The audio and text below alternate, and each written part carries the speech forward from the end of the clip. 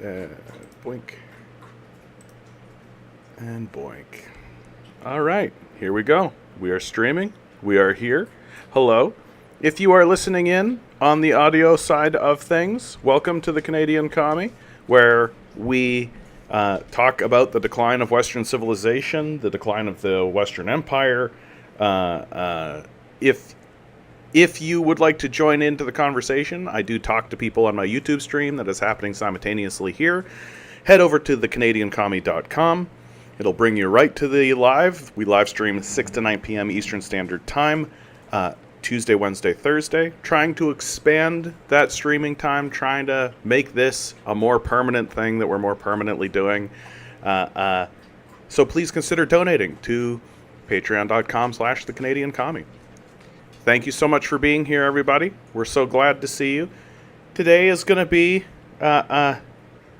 talking about the news media that we see out in the world, talking about the events that we're seeing out in the world. And again, the major theme, the big thing that we are dealing with on the regular here is the kind of, I don't know how else to say this. I don't know how better to say this.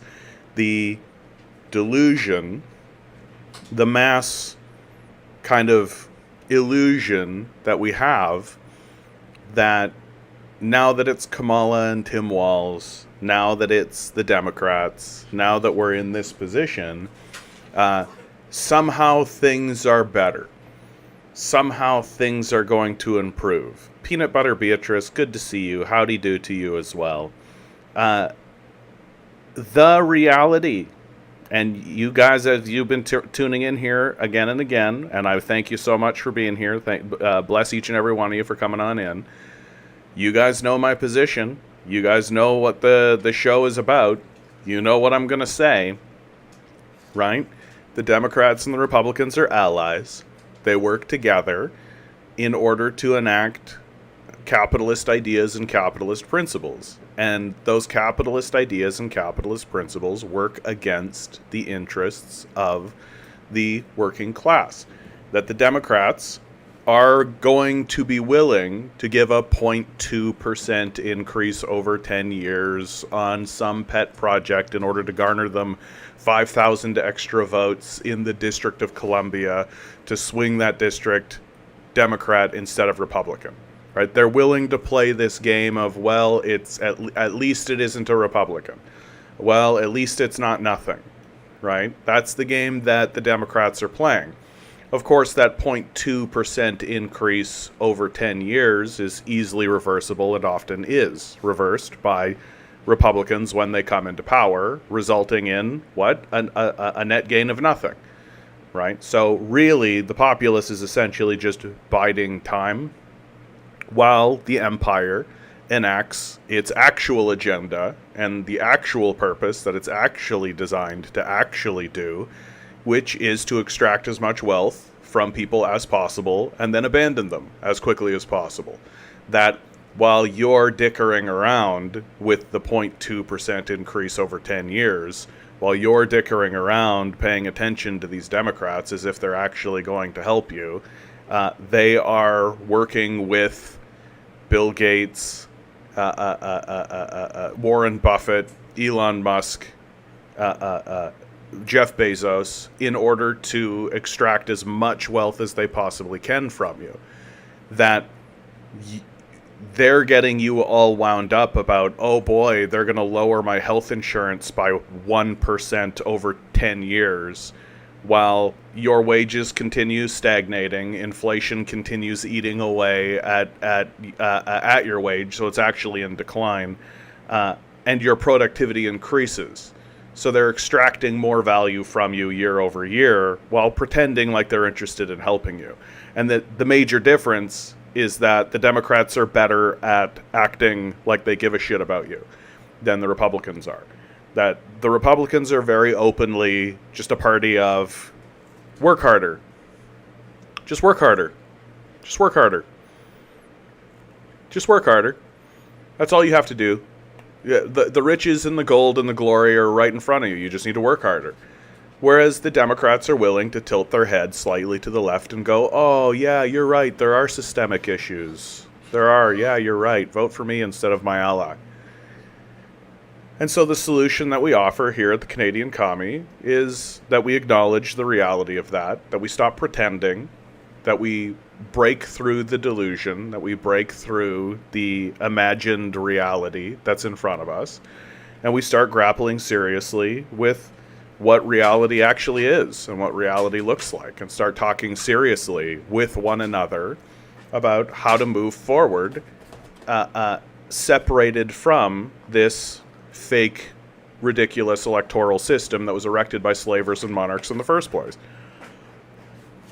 Baked Potato, good to see you, my man. Hey, John, long time. Hope you're doing well. Yeah, I am doing well. Making it one day at a time. One day at a time. Joe Anthony says, greetings and salutations, my humble comrades. Good to see you too, Joe. Pen Chakosha writes, that doesn't match my lifestyle of working as little as possible. Well, non-participation is an act of rebellion. That the society has arranged itself to be as genocidal as possible, to be a war society, to be as destructive as possible. Simply standing up and saying, I refuse to participate. I refuse to engage in this. I refuse to lend my labor. I refuse to even make coffee for these guys. I refuse to do any labor for a system that is resulting in these outcomes is an act of rebellion. That if you are saying, I'm trying to work as little as possible in this society, I think that that's a positive. I think that's a good thing. I think that Jesus Christ himself looks down upon you and goes, good. Yeah, excellent. That the work of non-participation carries with it sacrifice, and carries with it there's a dignity in it that you can't get from just selling yourself to the capitalist machine to get your Bugatti, to attract the women who are interested in high-value men, i.e. men who are willing to exploit other people for their own personal profit and gain. Or you can live with a soul, and you can engage in reality on reality's terms. Joe writes, that's why I love this program. It's about as real as one can get in the face of mass delusion. I appreciate that, Joe, because that's essentially what I'm trying to do. And I don't think that I think that there is coming a shattering. I think there's going to be a great shattering and a great despair. That you can see how desperate people are for any kind of relief. You can see the desperation within the populace. And the populace is still caught in the mass delusion that we'll just vote people into office. There's still this mass delusion and mass hysteria within the public that says we'll just vote ourselves out of this situation, right? And you can see that in the Democratic Party right now. Well, there's a great shattering coming. And it's not going to come tomorrow, right? But 2-3 years into the Kamala Harris term, 2-3 years into the Pierre Poilievre term here in Canada, those very people who are rah-rah, flag-waving, we're going to solve these problems, all this kind of stuff, are going to look around them and say, what in the hell happened here?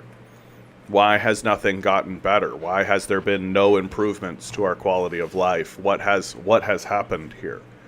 Why is it that the 0.2% increase over 10 years didn't improve anything for anybody? And people are going to have to look. People are going to have to are going to begin looking around for different voices than what they've been listening to. Because they're going to begin saying, I don't think that these guys that we've been listening to actually have any answers, or have any solutions, or have any ideas that are really worth listening to. I think that that's already happened. Like, you take a look at who's considered popular in the mainstream, who's considered to be the top of the media sphere, and these people are losers.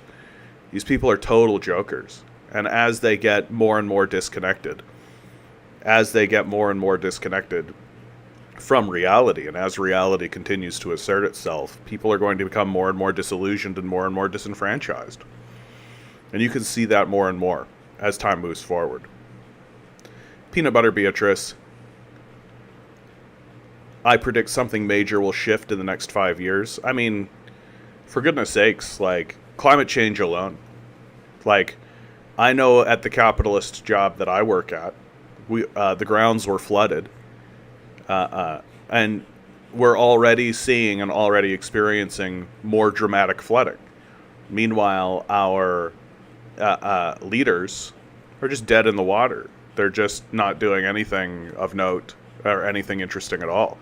Because what will need to happen to confront the mass floodings that are going to continue happening, what's going to have to continue, what is going to have to happen is a commitment to building infrastructure. And capitalist societies no longer do that. We no longer build infrastructure or take that seriously. We're not a very serious culture, right? Like we're about extracting wealth from citizens for the benefit of 10 people. And then lauding those 10 people for being so good at extracting wealth from people. Joe Anthony writes, we're on the very same page, John. You can feel it in the air. A great unraveling. Yeah. I mean, and everybody is very tense. There's a tension. You can't really do anything anymore.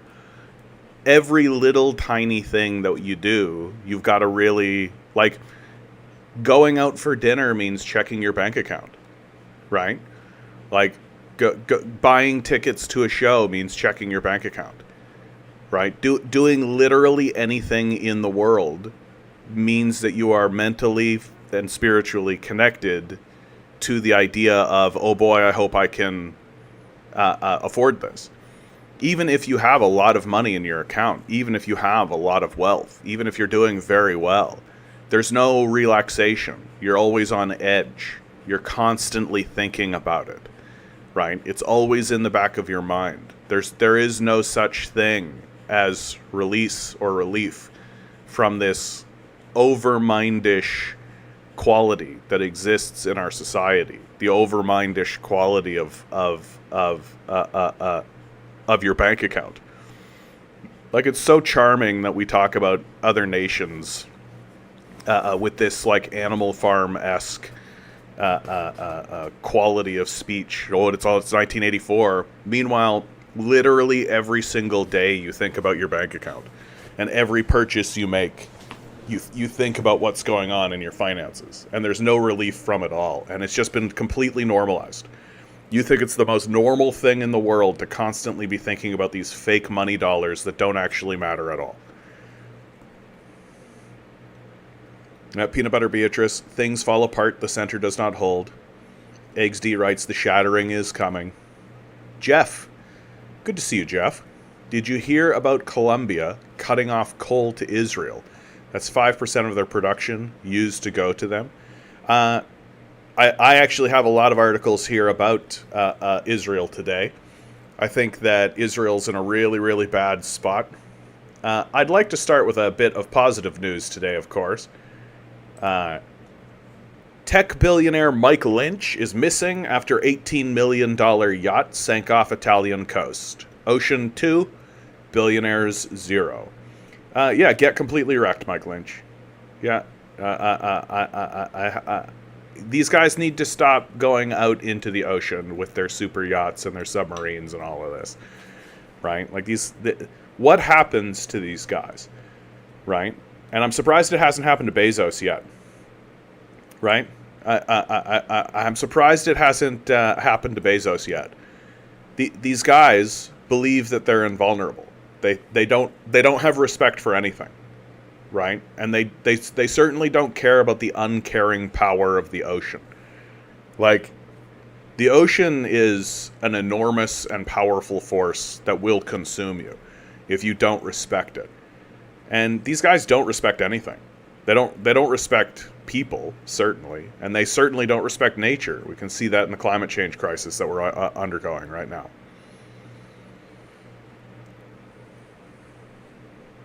Yeah, blue MAGA is super nauseating right now, writes XD. Absolutely. Well, I mean, it's all hopium. It's all copium. It's all just like hope and change. It's that same energy. It's that same idea. We're defeating fascism. Hooray! What? We're also funding a genocide? We've defeated fascism. It's just this kind of demented, delusional idea that the people who are willing to fund a genocide actually give a shit about you. Like, I don't understand how anybody can make this connection at all. How anybody can think that it's like you're looking at Jason Voorhees slaughtering people in front of you, and then he turns around and waves a little trans flag at you, and you go, oh, he's a good guy, actually. You know, well, you got to vote for him, or else Freddy will get in, or Freddy Krueger will get in. Like, maybe it's time to start thinking of alternative solutions to these problems. I wonder how many of these farcical election cycles before the majority of the populace gets on the same page. You can already see it happening. Here in the province of Ontario, the majority of people don't vote anymore. The last election had a no voter turnout of 52%. And that's the populace saying there's no reason to vote. There's no purpose. Why vote? What do you get? What do you get from voting? Right? You just get to pick which color capitalist extracts wealth from you. That's all you get. And so there's nothing important there. I think that elections are culturally important. They have a cultural, like, it's culturally important that Barack Obama was elected president. If Kamala Harris gets elected, I think that's culturally important. There's something cultural going on, certainly, and you can comment on it as important from a cultural standpoint. But in terms of, like, what's actually changing in your life, like, what's actually changing, right? Nothing. And nothing is going to change because the corporate coup d'etat, backed by the military-industrial complex, is only and exclusively interested in your labor. They don't care about anything else. They want you connected to the system of capital so they can extract your life force for themselves. And that's all they care about, and it's all they're ever going to care about.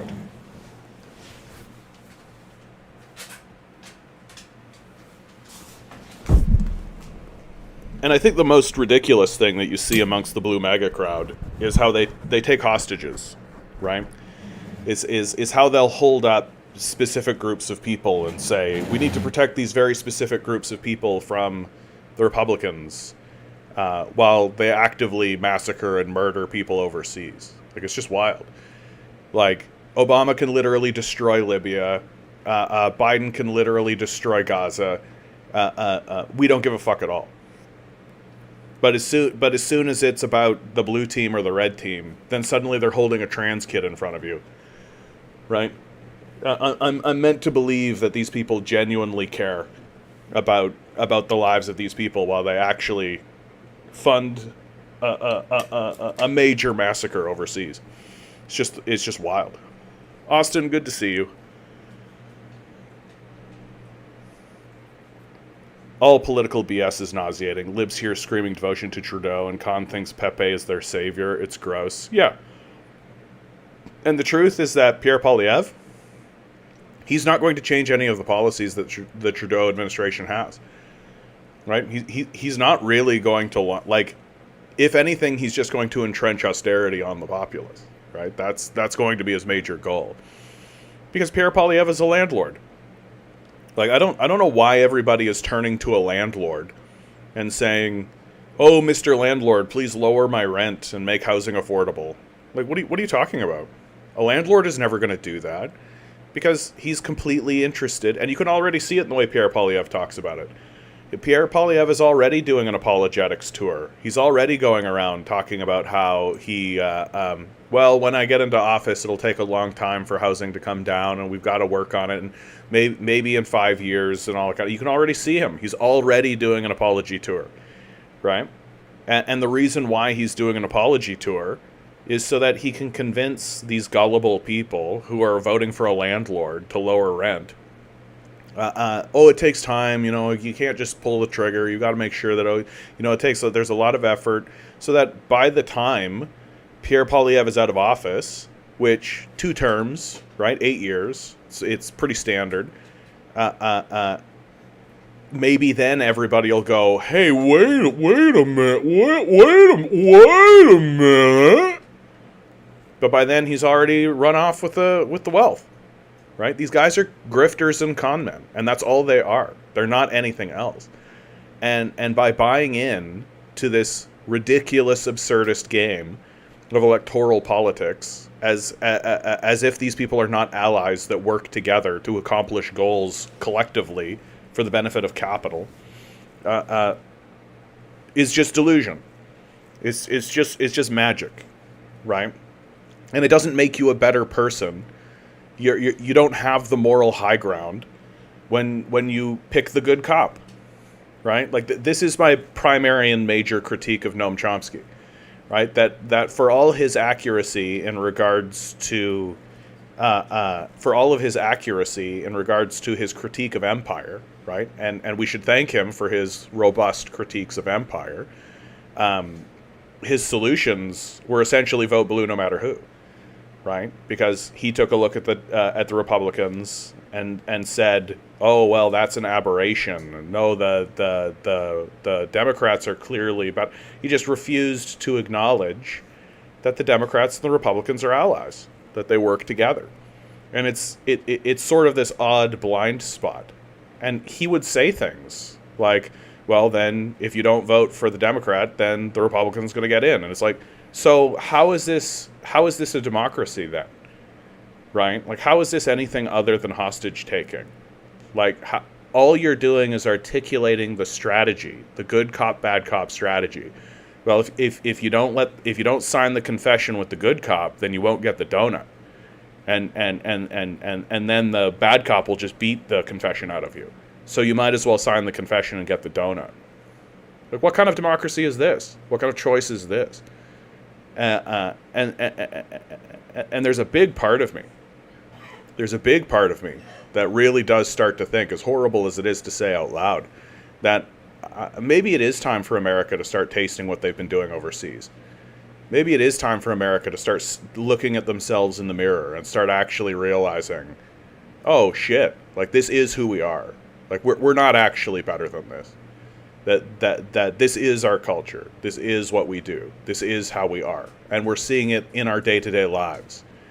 And I mean, for millions and millions of people, you're already seeing it in your day-to-day lives. You're already seeing it in front of you. It's just not being filmed. It's just not part of the... there's just not part of a...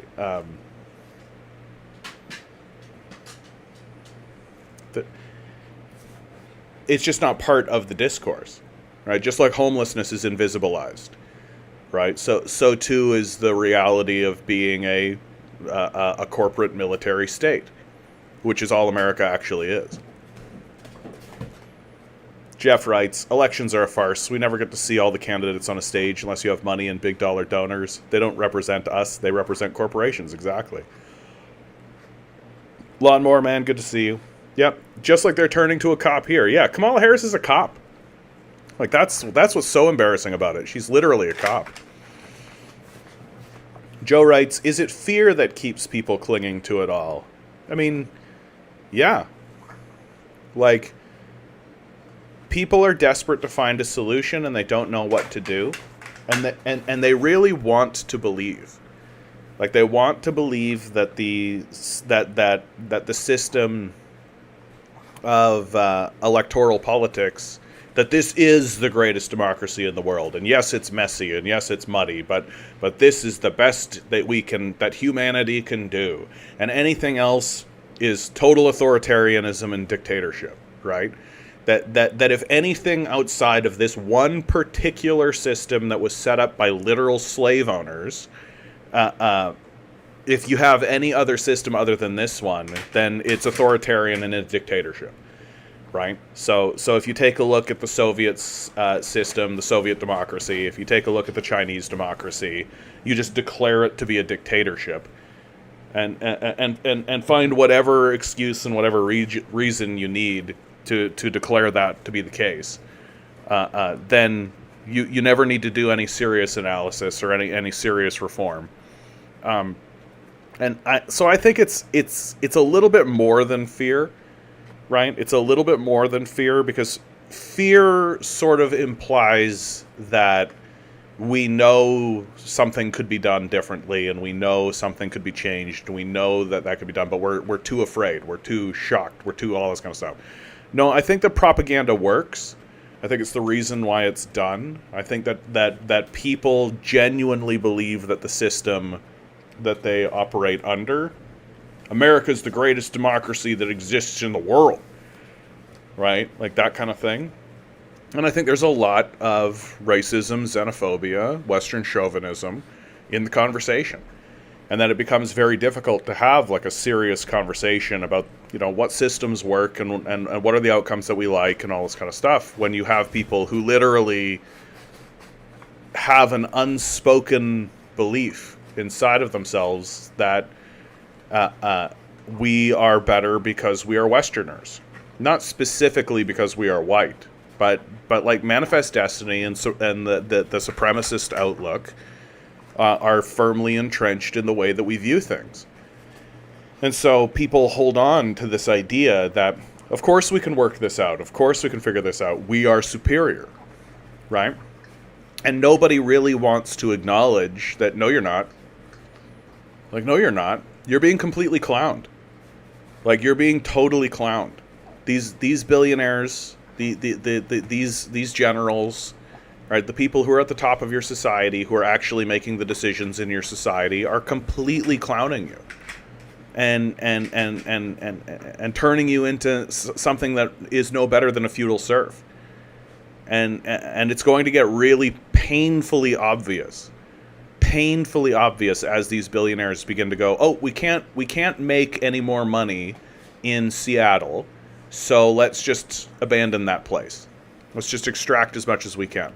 And of course, when they abandon these places, they're going to say that this place is no longer suitable for business because they won't allow us to enslave them any longer. They won't work for free anymore, right? So they'll use all of the sort of corrosive pro-business language that they currently use, that we're all supposed to buy into and be like, oh yeah, this isn't the best way to run a government is by thinking about it like it's a business. Which is just the most dim-witted shit I've ever heard of in my life. Governments aren't businesses. They can't be businesses. And if you think about them as a business, you just end up with a psychopathic culture, which is what we've got. Radio Halifax, good to see you, my man. Baked Potato writes, John, there's a couple of recent videos from Michael Hudson, one on his YouTube channel, speaking about Canada's current predicament. Yeah, Michael Hudson, really powerful voice. Really powerful voice in the conversation. I'm glad that other people are seeing what Michael Hudson is saying. Speaking about Canada's current predicament, basically he speaks about Canada being a vassal of the United States. Yeah, Canada is absolutely a vassal of the United States. Like it's totally naked. Stephen Harper actually spoke about it very openly. Sven Kerr over on Twitch, good to see you. Like, Stephen Harper knew that he needed to disconnect from the United States economically. That we can't really oppose America's interests, right? We're not in that position, and that America can easily throttle us, right? Just by saying we're no longer going to trade with you. Like, America is Canada's largest trading partner, and we have this enormous border. And we simply cannot afford to badger or bully or try to stand up for ourselves, right? Because if we do, the United States will destroy us, just like they destroy everybody else. So Canada's position is pretty clear.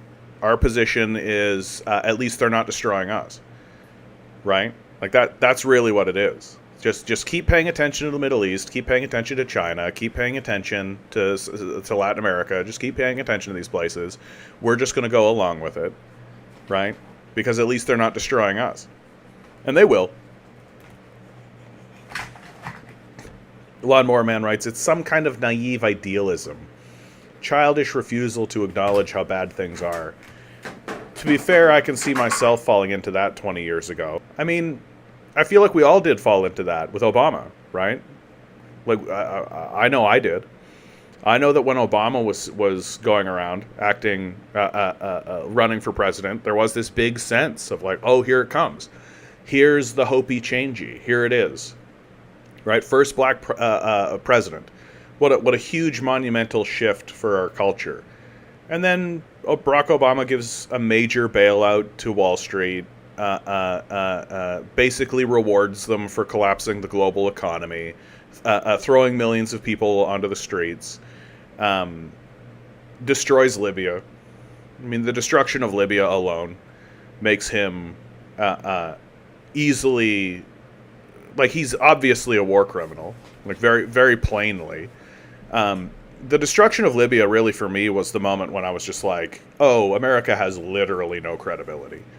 Like, there isn't a single American anywhere in the entire country that is worth listening to and has any credibility whatsoever. The only American that you should absolutely be listening to is an American who is saying, yeah, our country has no credibility whatsoever. We shouldn't be listened to. Nobody should be paying attention to us outside of listen to the threats, right? Like when John Bolton stands up and says he's going to coup your country, you should definitely pay attention to it. Baked Potato continues. Because of this, Canada has no future, along with the rest of the Western world. This isn't anything really new, but hearing him say this pretty much confirms that Canada has no hope as long as the U.S. continues its super imperialism agenda. Yeah, like, Canada is already in a major decline, which is so silly because we have, like, an enormous amount of resources. Like, we could be building factories, we could be increasing our productive capacity, we could be doing all kinds of things, right? But what are we doing instead of that? We're essentially just getting as many slaves in as we possibly can, getting as much cheap labor into Canada as we possibly can as fast as possible, driving wages down, destroying everything around them.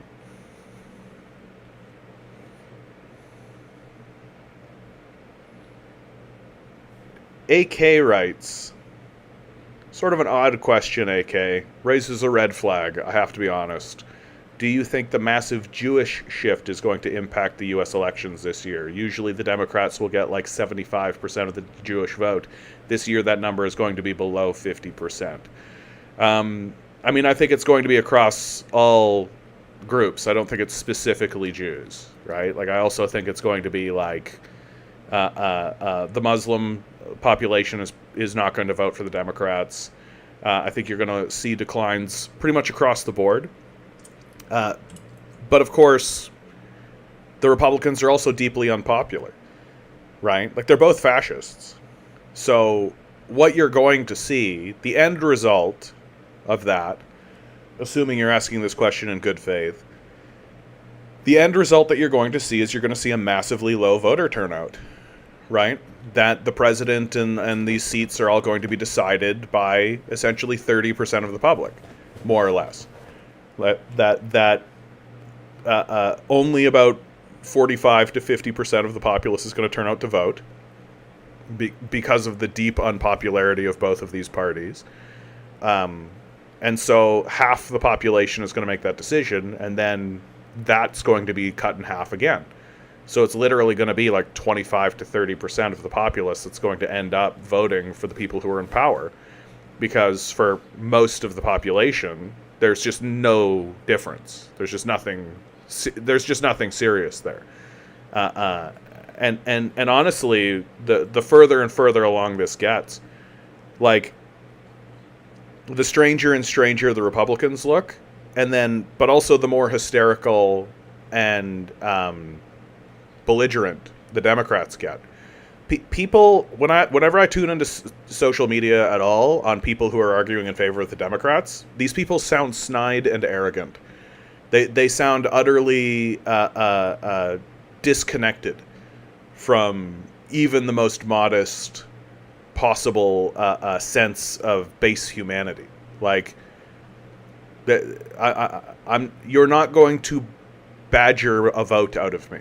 I'm not going to be convinced. AK writes, I actually don't think so. I think more people will vote this year. I mean, all the evidence shows the opposite.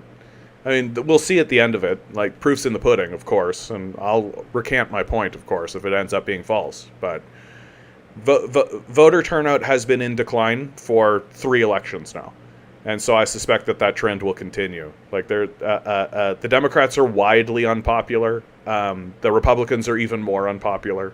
I just don't think that there's going to be a big. I know that the Democrats and the media generally are doing a really decent job of like stoking the flames.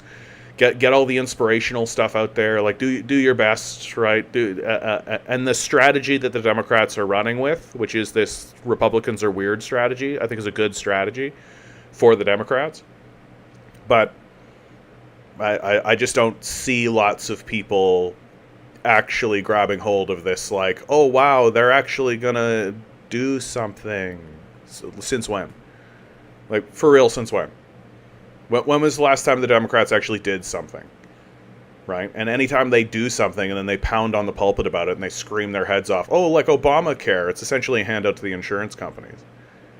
Like, it's just the most unserious shit of life. So I just don't know where this idea is coming from, outside of, like, people fall into patterns of delusion, and they become delusional.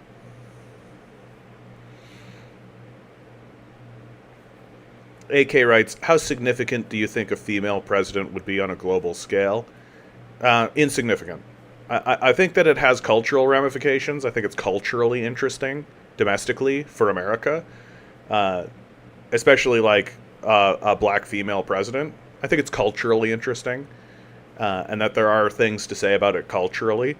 But in a real kind of sense, I don't think it's going to change anything. Like, if anything, it's going to make, like, people like Putin, people like Xi Jinping, like, they're just not going to care. They're just going to be, okay, cool, what are your policies?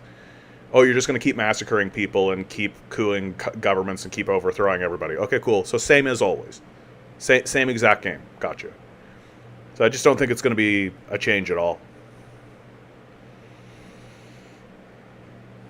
Baldy McNosehair, good to see you. Good evening. How are you doing today? I'm doing well, actually. I went to the gym yesterday, worked out. I'm not as sore as I was expecting to be, so either I'm getting stronger or I did a really bad workout. We'll see. Like, I mean, I feel like I've got a really good article here that's sort of a case in point for all of this. Like these people have no principles, right? So, liberals, the U.S. Embassy, and some civil servants withdraw from Ottawa Pride Parade over pro-Palestinian stance.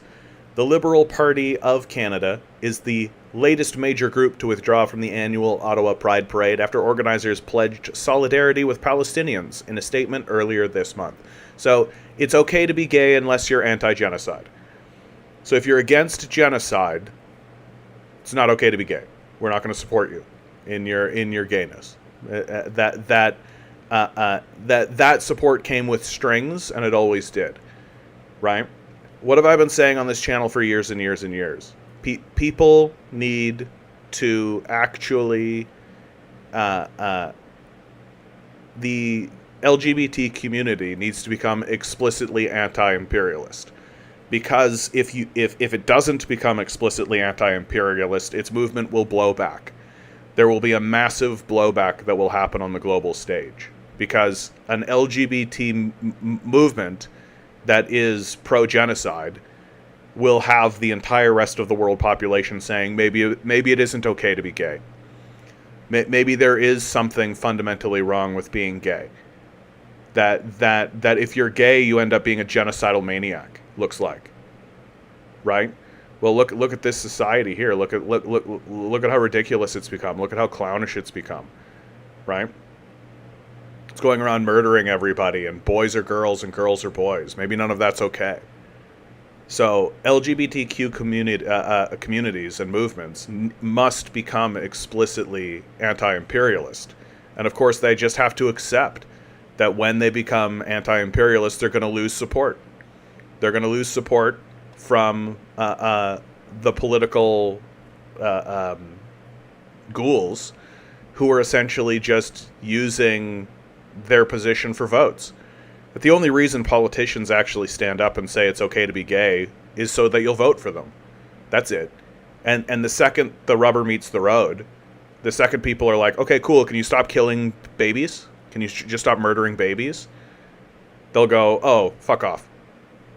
Right? It's as clear as day that that's exactly what's happening.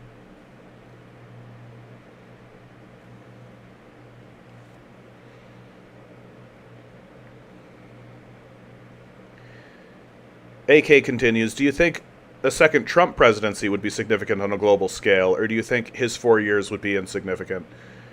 Yeah, I don't think it would matter. I think that the trajectory, like Xi Jinping and Putin and Modi and these guys are not going to suddenly like go, oh, okay, America's back on track, right? Like America looks very unstable. There's a lot of instability. It looks very fragile, and Trump or Kamala, I don't think is going to matter in terms of their perception. That the veil has been lifted, the illusion has broken, right? Like I think that might be what you're struggling with here, AK, is that here at the Canadian Commie, we don't fall into this delusion that there's a difference between the Democrats and the Republicans. That we view them as the same party. That they are the same organization and the same body. They're just two wings of it, right? Two wings of the same bird. And that with good cop, bad cop, it doesn't matter which way you go.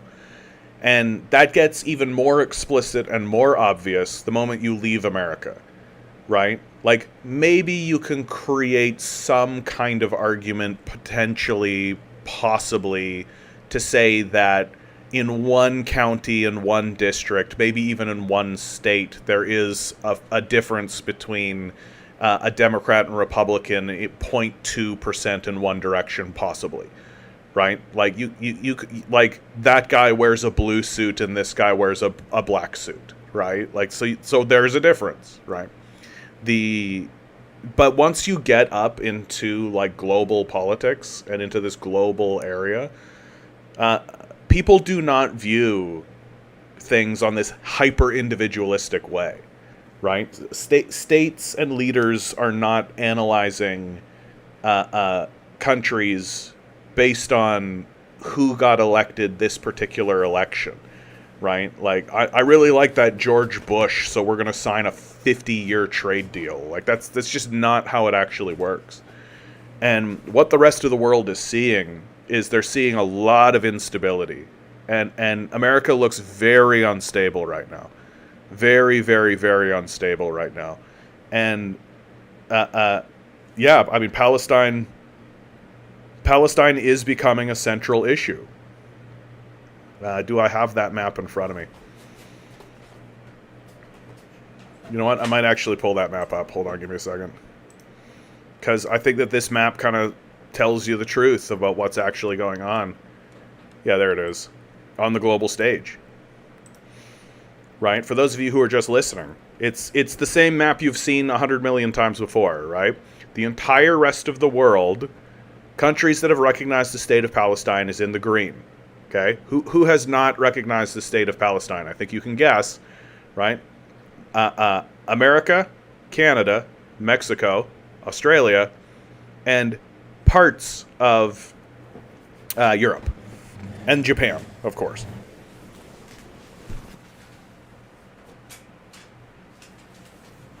So it's always the same map, right? Hashtag always the same map. Most of the world's population acknowledges Palestinian statehood. It's literally just NATO that's saying no. This is an enormous divide that exists, right? This is an enormous divide that exists in the world, and it's become a central pivot point. It's become a major, major, major issue in world politics. Well, both Kamala and Trump are pro-genocide. They want the genocide to continue. They talk about ceasefire, but they're bullshitting you. It's obviously fraudulent. And so the idea that we should continue allowing this farce to continue, and pretending as though there's going to be a significant difference politically. Because the hard truth, the thing that nobody wants to actually acknowledge and nobody actually wants to buy into and nobody actually wants to believe, right, is that electoral politics are meaningless. The American government is run by corporations and generals. That's who's running the American government. That the courtiers, right, the Congress people, the senators, the president, right, they're clowns. They're clowns for empire. That their goal is to just sign the documents that are handed to them by their bosses, right? And all these elections end up being are vanity projects and nothing else. They're nothing else. Nobody wants to hear this. Nobody wants to listen to this. Nobody wants to believe this, and nobody wants to take this seriously. Because everybody wants to believe that, no, of course, we could gather and get the vote in and put people in power and change things. It's like, nope. You can do that if you like, but at the end of the day, if Jeff Bezos says no, then it's a no. Right? If the generals in the American military say no, then it's a no. Because those are the actual owners of the country. And because they are lifetime appointees, and these elections happen every 4 years, you just wait them out, right? If there is ever a politician that's in a position of power that is actually saying something that has any kind of meaning to the people, they just wait them out, right? Because being a general is a lifetime appointment. Milo, no more peanut butter, okay? I know, Milo. I know. You had lots of peanut butter. Well, too bad. Peanut butter time is over, my man. Yeah, Frank Zappa, Pittsburgh dude, 87, good to see you. Frank Zappa writes, politics is the entertainment division of the military-industrial complex. Yeah, that's exactly right. Jeff writes, perfect example is the Squad. And so the question then becomes, what do we do about it? Right? What do we actually do about it? And the answer is that you just have to start acting as though the electoral system is not important, because it isn't. Like, it's culturally important. I'll never deny that.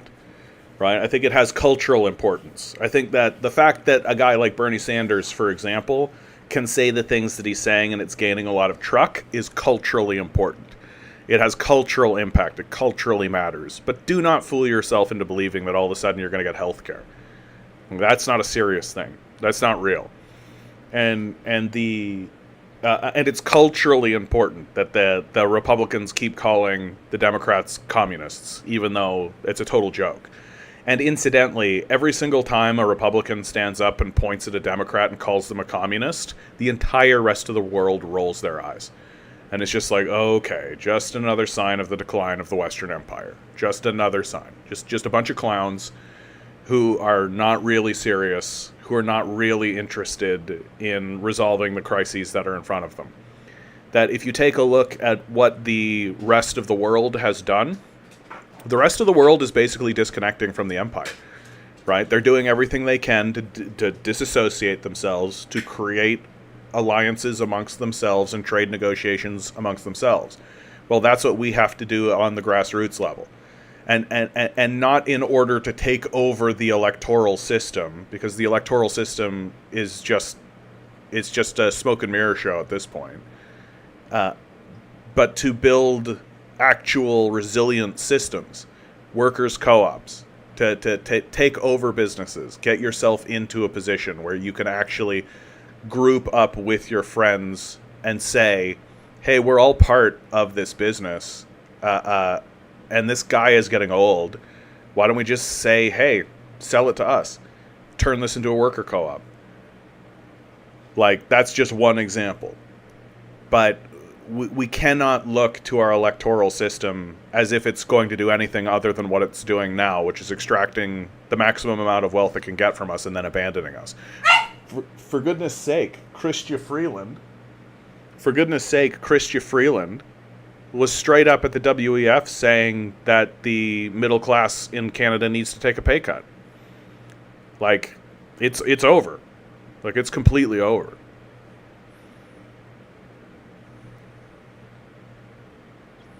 Joe Anthony people say it's what we have, so we are obligated to utilize it, good or bad. No, I mean, no. Few see a way forward to actual systemic change. Like, they want to believe that the system can respond, and it can't. It just can't. Like, it's just not going to do that anymore. It's not what it's designed to do. It's not what it is doing. And so it's just not going to respond. And I don't see a credible or serious argument to say that it will or that it should. Like, it's currently operating the way that it's designed to operate, which is for the interest of the billionaire class. Give me 1 second, guys. My dog is giving me some yelps. Just 1 second. Okay. Okay, you little character. Interrupting my show, you know. Interrupting my show, you know.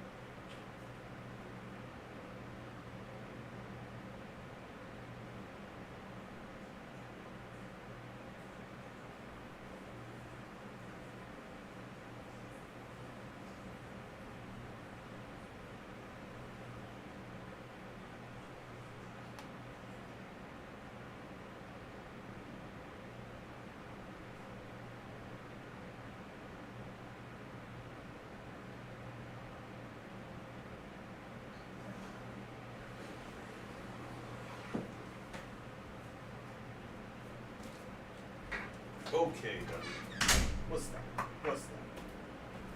All right, sorry about that, guys. Thank you for your patience. Nilo, good to see you.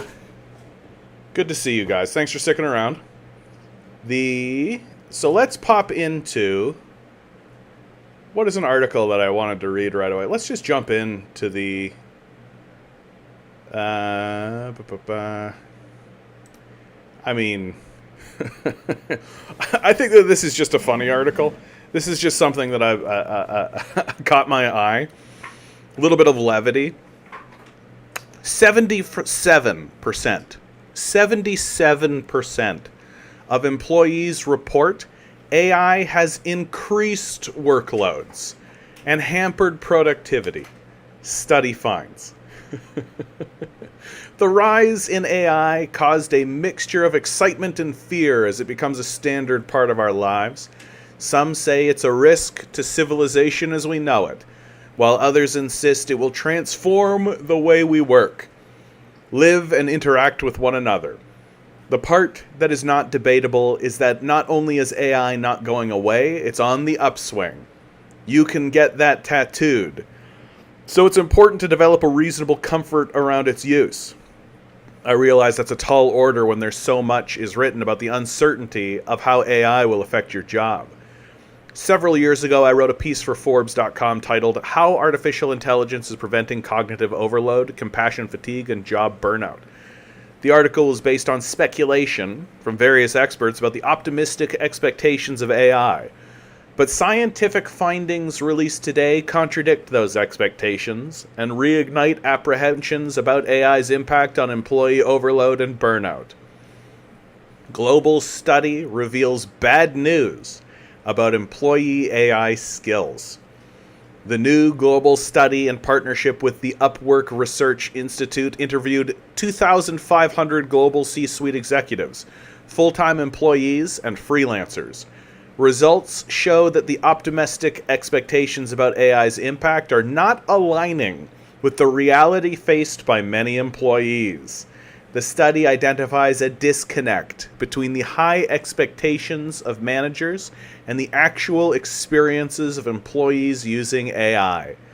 Despite 96% of C-suite executives expecting AI to boost productivity, the study reveals that 77% of employees using AI say it has added to their workload and created challenges in achieving the expected productivity gains. Not only is AI increasing the workloads of full-time employees, it's hampering productivity and contributing to employee burnout. To add insult to injury, nearly half, 47%, of employees using AI say they don't know how to achieve the expected productivity gains their employers expect, and 40% feel their company is asking too much of them when it comes to AI.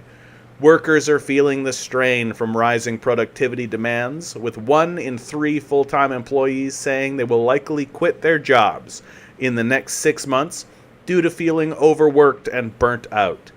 The majority of global C-suite leaders, 81%, acknowledge they have increased the demands on their workers in the past year. Consequently, 71% of full-time employees are burnt out, and 65% report struggling with their employer's demands on their productivity. Yeah, it's almost like they're extracting wealth followed by abandonment.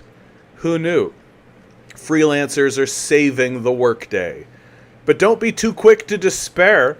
The C-suite executives bringing in freelance talent into the workforce, slaves, say freelancers, slaves, are meeting productivity demands and often exceeding them, outpacing full-time employees. The level of well-being and engagement has improved, and they have doubled the following outcomes for their businesses: organizational agility, 45%, quality of work being produced, innovation, scalability, revenue and bottom line, efficiency. The findings also show that 80% of leaders who leverage freelance talent say it's essential to their business, and 38% of leaders who don't already leverage this talent pool intend to start in the coming year. Good news! Just use slaves. They're cheaper. They're heavily incentivized to work their lives away for nothing because they've fallen into the delusion that they'll actually climb some kind of ladder. While business leaders are investing heavily in AI, the study shows that most organizations are currently failing to unlock the full productivity value of the technology. Our research shows that introducing new technologies into outdated work models and systems is failing to unlock the full expected productivity value of AI, says Kelly Monahan, managing director and head of the Upwork Research Institute. While it's certainly possible for AI to simultaneously boost productivity and improve employee well-being, this outcome will require a fundamental shift in how we organize talent and work. Isn't it odd that in the middle, just in the middle of this article about AI, they're literally like, slavery. Just do slavery. In order to reap the full productivity value of AI, leaders need to create an AI-enhanced work model. What's an AI-enhanced work model, do you think? That doesn't sound dystopian at all. Monahan continues. This includes leveraging alternative talent pools that are AI-ready, co-creating measures of productivity with their workforces, and developing a deep understanding of and proficiency in implementing a skills-based approach to hiring and talent development. Only then will leaders be able to avoid the risk of losing critical workers and advance their innovation agenda. Here's the solutions, guys. I'm looking forward to this. Before I get into that, though, Wix Music. Hey, John, keep up the good work. I love your message and your music. Oh, well, thank you, Wix Music. I appreciate that. If you have a musical request, I'll gladly play a song for you. Wix Music. Is there any chance you would go on Discord video chats? There's a lot of great rooms, and I'm sure more open-minded people would appreciate you. Send me an email, jmichaelsanderson@gmail.com. It's in the description. I don't really know what you're talking about, but sure. Everyone click like for the Canadian commie. Thank you, Wix. I appreciate that. I appreciate that. So, actions employers and employees can take. Well, I mean, employees should gather together and create workers' co-ops and abandon the system of capital, which is abandoning you already. Monahan argues that integrating new technologies like AI into outdated work models and systems is falling short of delivering the full productivity gains that were anticipated. Right, so taking full-time workers who have benefits and, like, you know, jobs and all this kind of stuff, that and then trying to put AI into that is failing. What we need is slaves. People who aren't limited to working 40-hour work weeks, but are willing to work 80 or 100-hour work weeks. And then couple that with AI, and then say it was AI that increased the productivity instead of slavery, right? That's what this article is basically telling you. She explains that to truly unlock AI's potential, leaders need a fundamental shift in how they organize talent and work. She lists 4 strategies for employers to consider. How much do you want to bet that this is just slavery? Let's go. Let's go. Number 1, invest beyond the tech stack to effectively implement AI within their organizations. Our research identified 3 core investment opportunities that enable an AI-enhanced work model, which leads to higher workforce productivity and less burnout. What? What is this even? This is just like... This is the definition of coded language. This is just tech jargon. Let's read through it one more time and see if we can actually decipher it.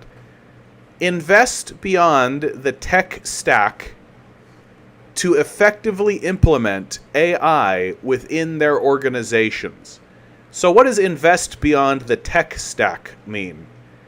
Do you think that just means get rid of your workforce and hire slaves?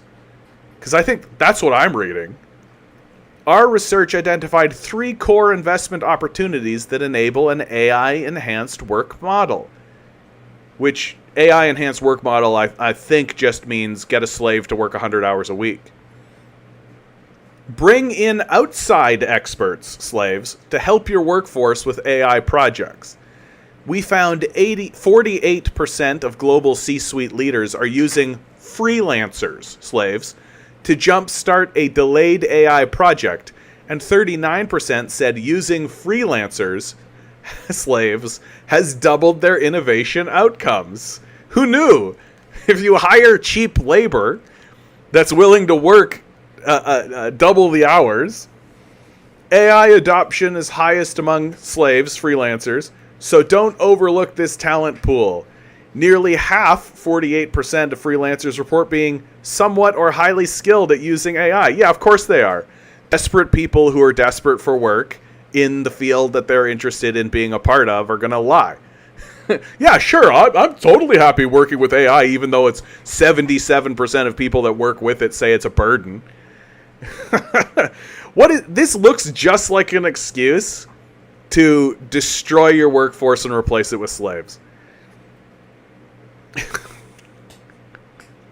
With over a third using AI tools that use at least 1 to 2 days per week. Number 3, rethink how you measure productivity. The problem isn't that you're using slave labor and using a tech solution as an excuse to cover your transfer of your workforce into slave labor. It's how you're thinking about productivity. That's the problem. The workforce is more likely to want its productivity measured against creativity, innovation, contributions to strategy, and adaptability than efficiency-only metrics. You know, when you hear these guys talk about efficiency only, they're talking about slavery.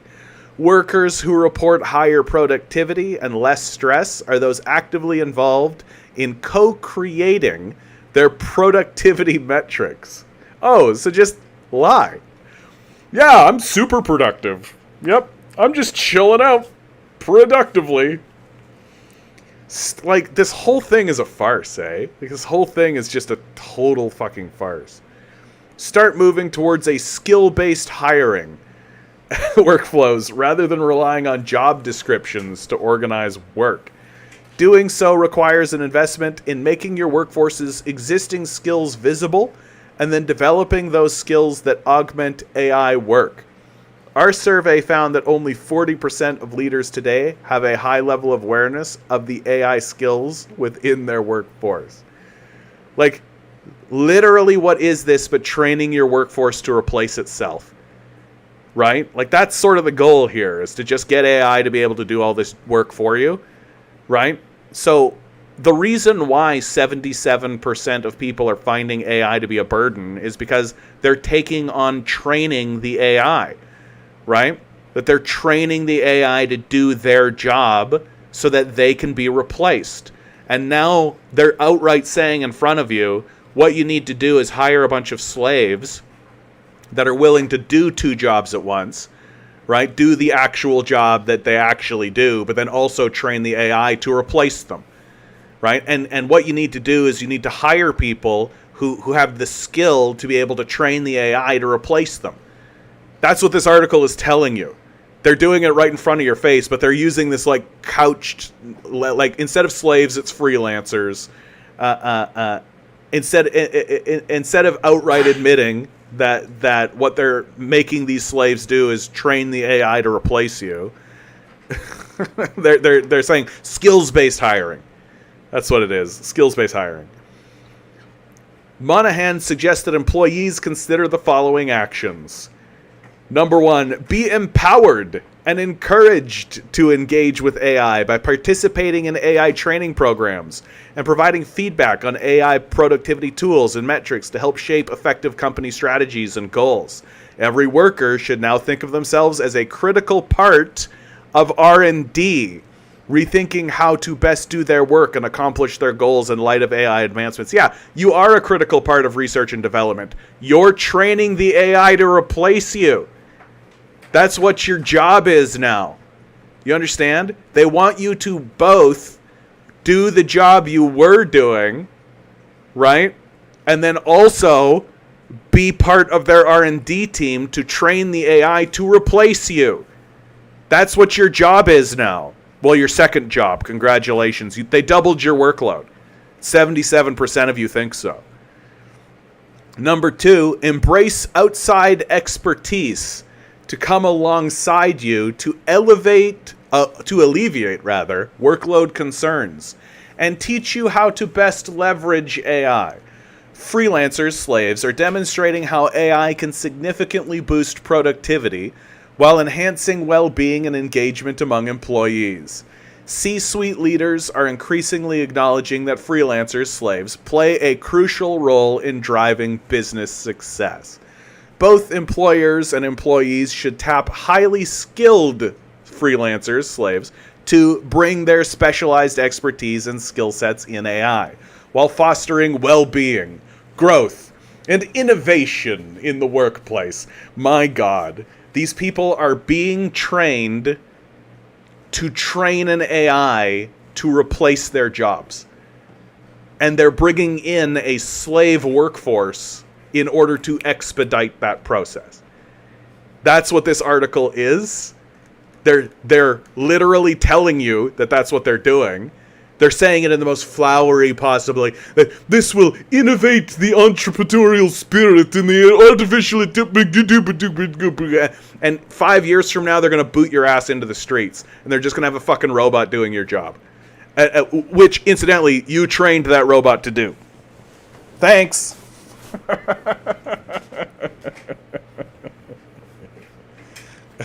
John Hallenborg writes, I'm a freelancer who makes more than my peers at companies. In general, though, freelancers get short shrift.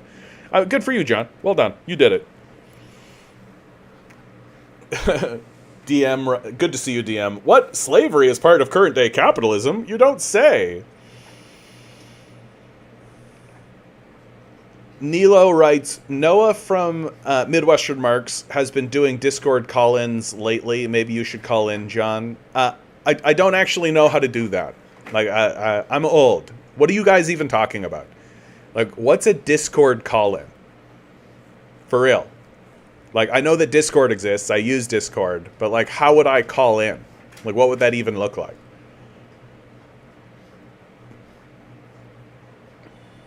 Ben writes, do you believe the average person in our nation is getting poorer or richer? Poorer.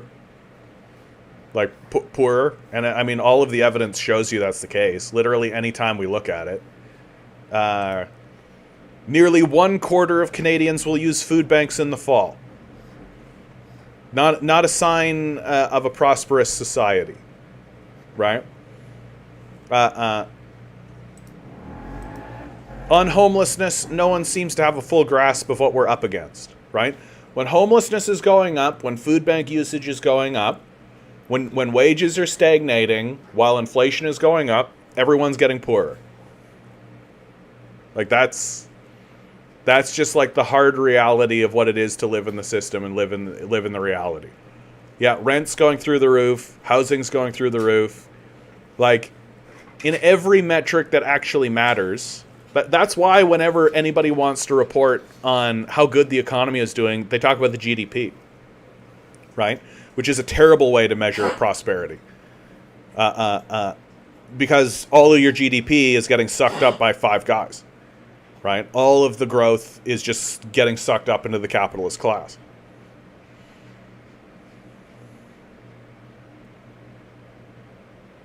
AK writes, let's hypothetically assume Trump wins in America. Okay. I mean, when Biden was running, it was the most likely outcome. Now that it's Kamala, it's a little bit different. Poilievre wins in Canada. The most likely outcome is that Poilievre will win. What does that mean for the West short term and long term? That the project of imperialism will continue. That it's a project of extraction and abandonment, right? Like, whether it's Trump or whether it's Kamala or whether it's Trudeau or whether than Poilievre, it doesn't matter.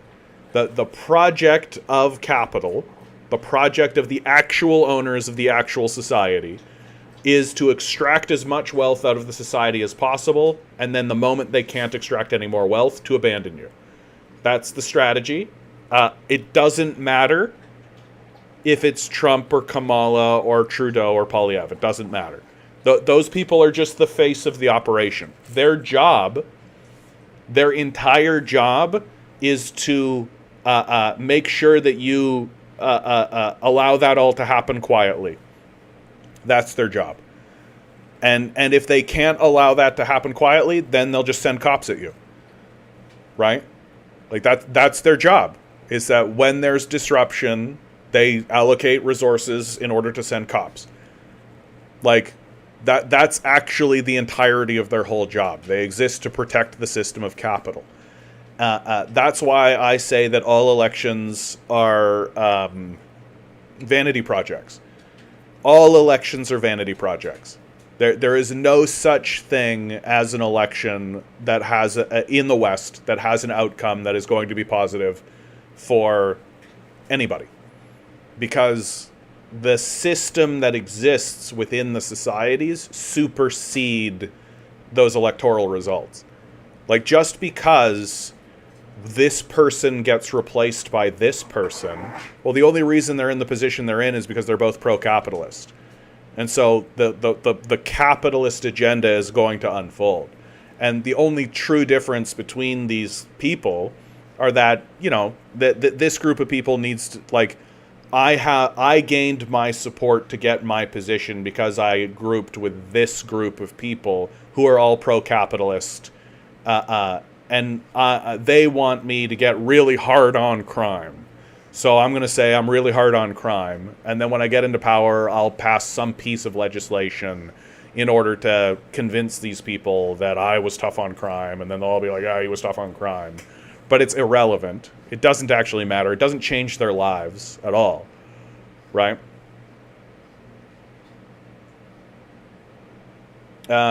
Consider the fact these are two anti-globalist leaders. They give the rhetoric of being anti-globalist leaders, but they're not really. Like, they're not really. Like, they know what's good for their pocketbook. They're not gonna, like, it's just optics. Like, that's all. It's just optics. Like, If Nestle shows up in Canada and says, hey, we want your water, they're going to say yes. That's what it's going to be.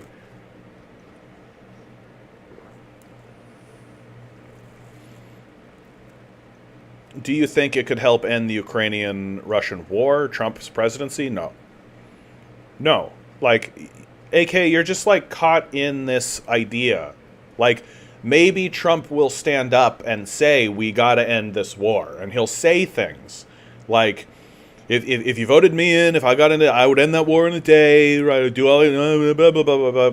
But at the end of the day, the people, like, what would actually happen is that Trump would get in, and then let's say he starts saying things like, hey, we gotta, what's this war? We gotta end this war. It's a horrible thing. We gotta end this war, right? Well, the military-industrial complex is just going to look at Trump and be like, oh, let's just give you a cut, right?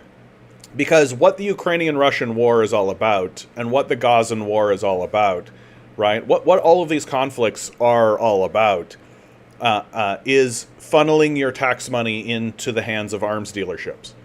And that's it, right? It's just, we need to find a way to drop as many bombs on people as possible so that we can justify building more bombs.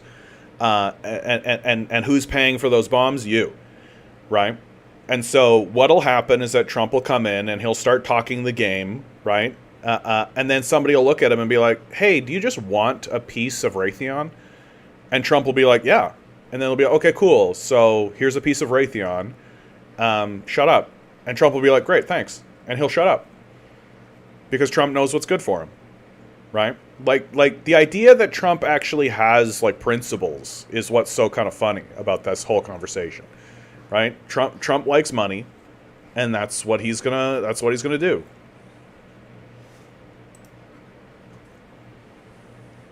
Crow Guy writes, the country is falling apart. Yeah. That's what happens when you get extracted and abandoned, right? Like, there's just, like, all the wealth has gone into the hands of a very small group of people. And those very small group of people are obviously psychos. Like,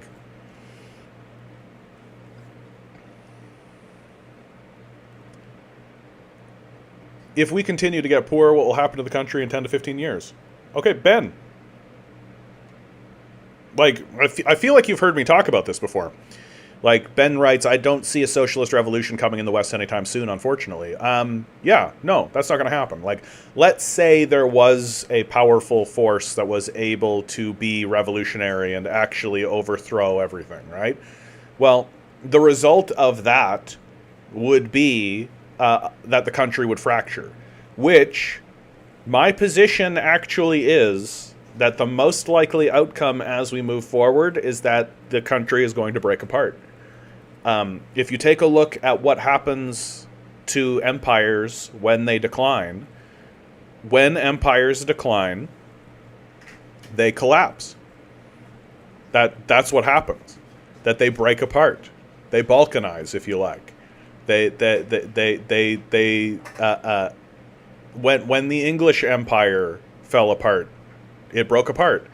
When the French Empire collapsed, it fell apart. When the Soviet Union fell apart, it broke apart. That the most likely outcome for declining empires is that they break apart. And the idea that a country that was literally formed, like, I won't even talk about America, I'll just talk about Canada. That Canada exists because of the Hudson's Bay Company and the Queen. That the British throne commissioned the Hudson's Bay Company to go across Canada to form trading posts and build what they called the Dominion of Canada, which is technically what it's still called. That Canada was populated largely because of the Canadian Dominion Act. America has a similar thing, was the Homesteaders Act, where they literally gave British people who wanted to move into the prairie areas free land, as much as 350 acres of land for basically nothing, that you just had to move into the area and actually develop the land, which most of them wanted to do in the first place. That's what people were in for that, right? And so the entire country was built on this extermination of the First Nations people. In America and in Canada, the enslavement of Asian population and also the black population of Africa. And that has like formed up now into a country. We've just been like, whoop, there it is, a country. The country of Canada. The Dominion of Canada. Well, it can't stay that way, and it's not going to stay that way, right? At no point in human history has that ever happened, and it stayed. That what happens is that the generation that sets it up finally goes, aha, right? Well, they die, right? And all of the infrastructure is passed on to the next generation of people. And then let's say they try to stabilize it. Well, eventually they die. And because we live in a model that explicitly says extract as much wealth as you possibly can out of the populace and then abandon them as fast as possible, like what's going to keep this all together, right? Like what's actually going to keep the thing stable? And if the answer is fucking nothing, like nothing's going to keep it stable, well then it's only a matter of time until the whole thing just starts ripping itself apart, tearing itself to pieces. And you see signs of that here, there, and everywhere. There's always this like rumbling in Quebec. There's always this rumbling in Texas, right? Well, and it's not going to be too much long. And here's the trajectory that I see it unfolding in, is it is only a matter of time until, in a kind of state of desperation, the federal bodies, the federal government of Canada, as well as the federal government of the United States, will actually say, oh shit, we actually do need infrastructure. We actually do need to invest in this stuff. Like, we actually do need to pay attention to something. And the best way to do that, and eventually they'll have squeezed so much blood out of the stone, right? Everyone will be poor. No one will be taxable. You won't be able to tax anybody because they won't have any money. Right? If you tax people any further, they literally won't be able to afford food and shelter. We're there already. So who are you going to tax? Well, the only people who actually have any money. Right? But these people are psychopaths, and they don't want to pay any taxes. And so they'll run. So you imagine someone like Elon Musk lives in Texas. It's really easy for me to see Elon Musk funding some governor, or even running for governor himself because he's such a fucking psycho, and basically say, hey, the federal government's taxation is burdensome and we need to be rid of it. Let's get rid of the federal government taxation and just declare our independence and be done with it. And so he'll run that scam on the populace because he doesn't want to pay taxes and he wants to be the king of Texas. Right? Like, that's what these guys all want at the end of it. They just want to be the king of Texas. Or the king of whatever, and they don't want to be part of a society or a community or any of that shit. They don't give a fuck about that. They're psychopaths, and so they're gonna fund these independence movements. They're gonna fund all of these little breakups, and the most likely outcome, and then of course you see here. In America, the federal government is funding, like, straight up fortresses. Cop cities is what they're calling them. Fortresses. And, like, so there's the new ruling class. Like how the samurai took over Japan. Like, so the ruling class of Alabama will concentrate itself in the cop cities. And that's where power will come out of. And you can elect who you like, but if the cop city says we're not doing that, well, tough shit. Too bad. So who's actually in charge? And eventually the thing just degrades and degrades and degrades, and just begins to fall apart, so that nobody really acknowledges the power of the federal government anymore. The federal military is essentially a mercenary army. It's not really capable of achieving goals anymore. And all of the people who were fighting overseas are going to return home, and they're going to govern here the way that they govern there, which is through terror and force. And so the whole thing is going to unravel. And as it unravels, pockets of it will go one way and pockets of it will go another way. Like, America is a huge country. America is an enormous country. Canada is an enormous country. These are massive, massive, massive land masses. And as they begin to fall apart and as they begin to degrade, Florida, for example, it's just extremely easy to see that Florida becomes a fascist state, right? Like, fascism is extremely popular in Florida. The Floridians really love fascism. They really go for it. They keep electing fascists. They're going to continue electing fascists because it's an extremely fascist state. And so it's really easy to see as the federal government degrades and becomes more burdensome, Florida will just become a fascist state. You'll have, meanwhile, places like Seattle, Washington, for example, will probably swing more to the left and probably become more interested in following perhaps the communist line. And so sections of America will go one way and sections of America will go the other way. And that we really will no longer begin thinking of America as one homogenous body. That the power of the power of the federal government of America will recede, and they'll begin losing states. Like, that's the most likely outcome, if you ask me.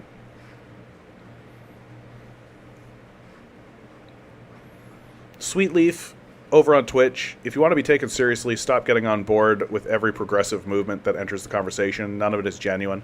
It's just so corporations can get us over while waving a pride flag or doing DEI hiring. Yeah, I think there's something to that, Sweetleaf. Like, corporation, like the greenwashing that happened during the 90s, right? Like, oh, we care about the environment. Yeah, ha ha ha, keep buying our plastic products.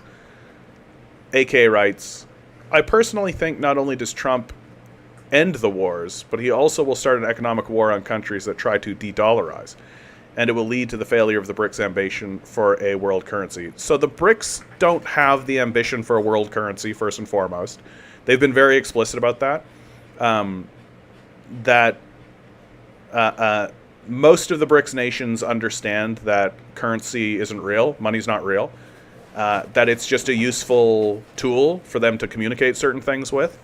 But China, for example, basically every single time China has been confronted with the choice of strangle someone financially or just forgive the debt, they forgive the debt. And why do they do that? Because they understand that the relationship matters more than the money, that the money isn't the reason you do things. The money isn't real. And all of the BRICS nations have said, like, China doesn't want to become, and none of these nations want to become the reserve currency. And they don't want to have a unified currency. And there's good reasons why they don't want to have a unified currency, right?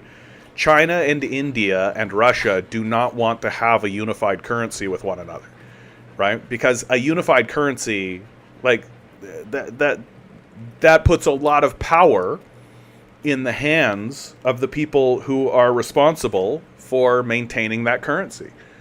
And they understand that that's not a good institution to introduce. And so they're not doing it, right? And as to the claim that, like, Trump will end the wars, he'll also start an economic war. Like, so he'll end the wars but start a war? Like, other nations of the world, more advanced civilizations, will understand that, like, war and economic war and sanctions, that's all one thing. Like you're just, like, you're trying to tell me that there's a difference between taking food out of someone's hand and slapping them, right? It's all one thing, right? It's all one long progression. Like, if you're genuinely trying to convince me that, like in Silence of the Lambs, the serial killer guy, when he threw the woman in the hole, right? Well, is that different than assaulting her? Like, these are all one. It's all one continuation. It's all one line of thought. And Donald Trump is not going to act much differently than what the rest of the world is gonna do. Cotton, play nice. I know, bud. How you doing out there, bud? Good to see you, by the way, my man. I know, telling you to play nice. What am I even doing, Cotton? What am I even doing? I should know better by now.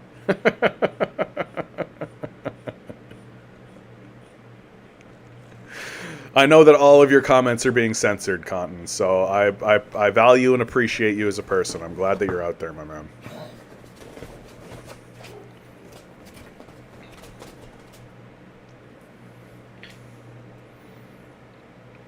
AK says, so it's not going to be the United States, it's only going to be the states. Yeah, I mean, that's more or less the line, right? And of course, I think there still will remain an institution and a body that calls itself the United States, but it will just no longer include certain states and certain entities.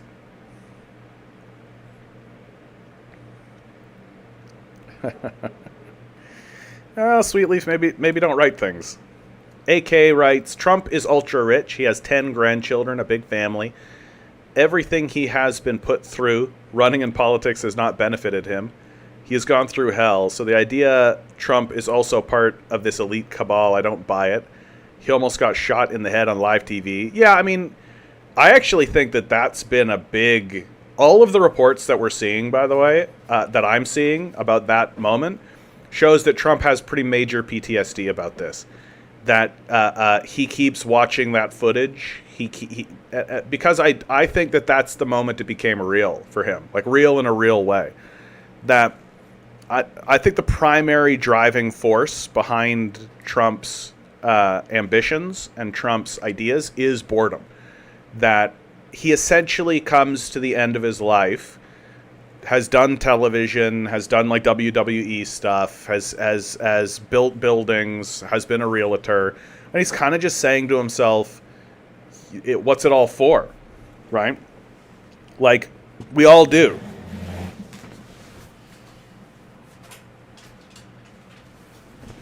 But Trump is such an empty person, right? And so for him, it's all just about accruing more power and getting more status and becoming more entrenched. And so for him, it's all been this kind of... Like, I don't think a guy like Trump has ever once considered his mortality in a serious way. But that assassination attempt really brings it to the fore. Really brings it to the fore.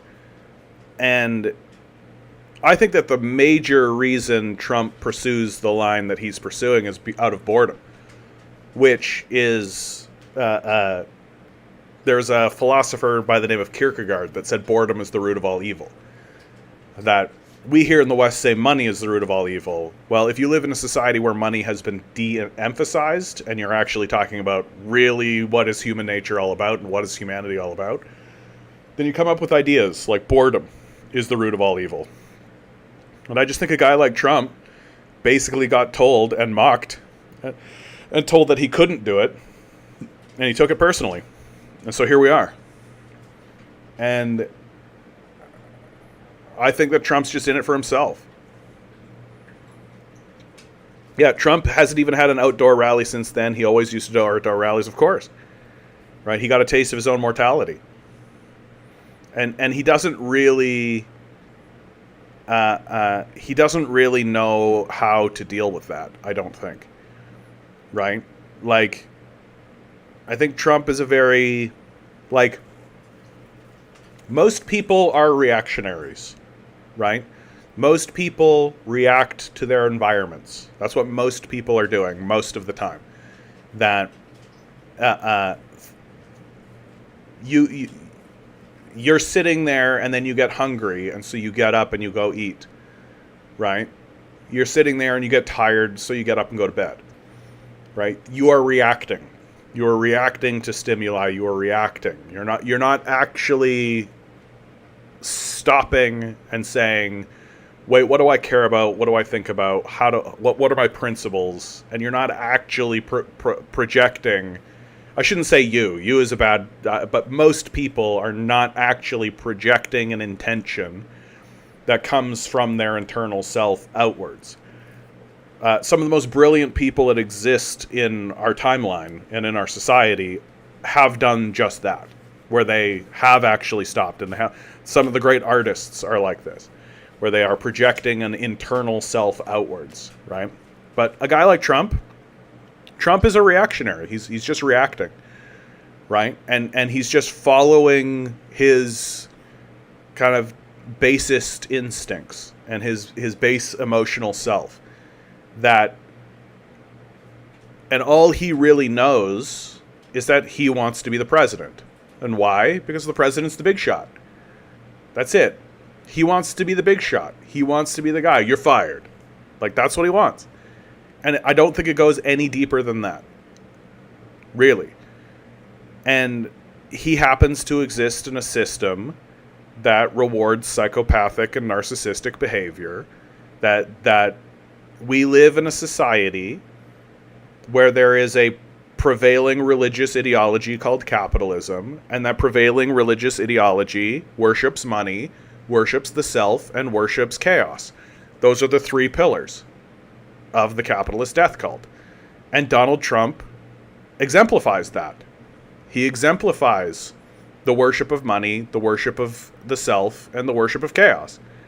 And because he exemplifies that so well, that's why he thrives.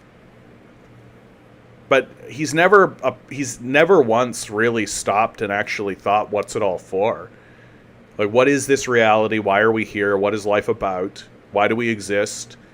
What's the purpose of our creation? What is creation, and what is my part within that creation? Right? Like, he's never really stopped to ask these serious questions and the more serious stuff about life. Right? That everything is just about accumulating more wealth, because the wealthiest person is the best person, for myself, because I'm the only person that matters. Everybody exists for my entertainment and for my benefit, within a system, a free market system that is inherently chaotic. And because Trump is inherently chaotic, he does very well in that system.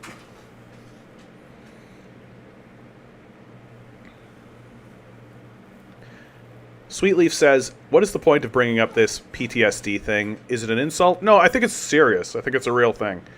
If you got clipped by a bullet, would you not be afraid of crowds for a long time? What's the point? Is it an insult? No, I think it's just an acknowledgement. Like, and an acknowledgement of like, again, because Trump has never once really thought about his mortality and about who he is and where he is in the world, that's going to be a very scary moment. A very real, like, for someone who is so unreal, for somebody who exists in this very hyper delusional sort of space, right? Like, capitalism and the worship of capitalism is a very delusional space. Like, Trump believes that he is like unimportant person, and he's very insignificant. Like, the minute Donald Trump dies, we will forget about him, right? His legacy will be, what? Some television shows. His name will be on the side of a building, I suppose. His money will go to his sons, right? And they'll pick up the ball and carry on the name of Trump, I guess. But, like, for all the pomp and the bluster and all of that kind of stuff, what's it all about? Like, what was it all for? What did it achieve, really, in the end of it all? And that we make the mistake in our analysis of figures like Trump and figures like Kamala Harris and figures like Obama and figures like these people. Right? We make the mistake, and even I make this mistake of believing that they are more important than the structures that they live in. That the structures are what's important, and the structures are what we're critiquing, and the structures are what we're talking about, right? And that Trump is just this symptom. He's just this picture, right? He's just the rash that indicates the underlying issue. And as is Kamala, as is Obama, as are all these people, right? That they are just the symptoms of the system that they operate, as is Biden, right? They are just the symptoms of this underlying Sweetleaf writes, so he's just like everyone else. The thing that separates Trump from the other figures is his boorishness. That's really what it comes down to, is that he really appears during a period of time when the populace is really ready to be rid of the old neocon guard in the Republican Party, something that Trump exploited. And they're really ready to be rid of this sort of false statesmanship. The presentation, right? The presentation of a politician. Oh, Milo, you're all out of peanut butter, my man. Like, it really pays to remember that all these people are actors, right? Like, Bill Clinton, when he was giving speeches in his younger life, he would point a lot. He would point a lot, and he was coached. He had an acting coach that said, change this to this. Just thumb forward. Still point, but thumb forward. Don't point, thumb. Uh-oh. Excuse me. I just muted the mic so I could sneeze. Thank you. Thank you very much. Didn't want to sneeze in your faces. Right? Oh.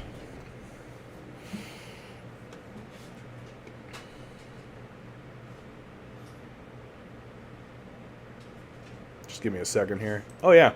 This is a great article. But, so, I keep going on at length about this, but it's like, Trump is his own person in regards to, like, he isn't as refined. He doesn't come from the political establishment, but he's part of the capitalist establishment. He fundamentally believes everything they believe. The difference is really the difference between the two groups is simply that one is like a refined group of people where there's a status, there's a appearance that has to be curated. There's a lot of curation, a lot of marketing goes into the look of a politician. Like Bush Sr. and Obama were both, Bush Jr. too, were all this curated image of a politician. Whereas Trump was just like, fuck you, I'm a rich guy. I'm just as good as any of you guys. I didn't start any goddamn wars. I'm against all this kind of stuff. Fuck you. Right? And I think people really responded to that. And that's it.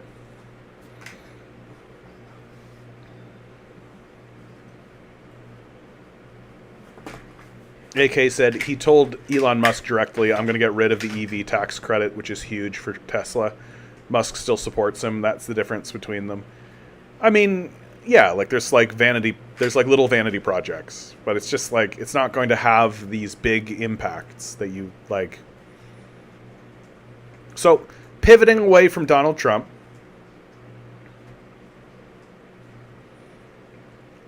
from the Jerusalem Post, 100% of foreign agriculture workers were sexually assaulted, experts said. Out of 654 Thai foreign workers questioned, all of them said they had been exposed to sexual assault. A report uncovered during the Knesset Special Committee on Foreign Workers on Tuesday shows that all Thai foreign workers who work in Israeli agriculture have experienced some form of sexual assault at their jobs.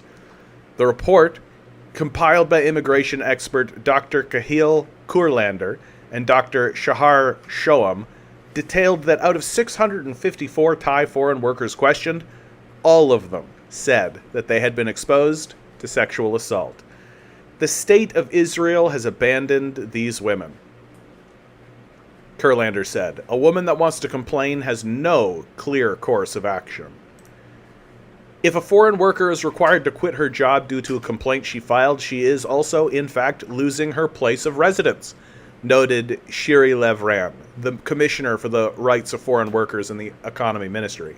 Some are not even fully aware of all their rights. Representatives from the National Insurance Institute and the Israeli police noted that their systems do not possess the necessary data for complaints from foreign workers and immigrants.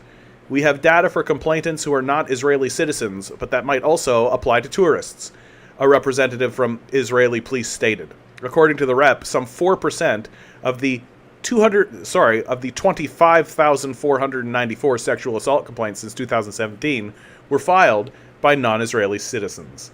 In response, committee head and labor MK Ibitsam Marana Anna expressed her dismay over the lack of data and announced that a follow-up discussion will be held to ensure the correct measures will be taken to change the situation. Normal country. Totally normal country. Totally normal country doing completely normal things. Right? What a completely normal country. Existing in a completely normal space. And of course, the mainstream media is ignoring Israel's sexual torture. From the Jacobin, Branko Marketic. For the past 2 weeks, a sickening scandal around Israeli torture of Palestinians has roiled the country's politics. Many Americans likely have no idea about it, because mainstream media is all but ignoring it. Oh, I can't imagine why. Yeah, we can't have people realizing that Israel is not a normal country. For the past few weeks, Israel has been caught up in a scandal around torture at its Sidi Temen detention camp, involving an act so nauseatingly heinous you should only keep reading if you have a strong stomach. In late July, 10 Israel Defense Forces soldiers at the facility were arrested for raping a male inmate, specifically by inserting something into his anus that damaged his internal organs and necessitated surgery to save his life.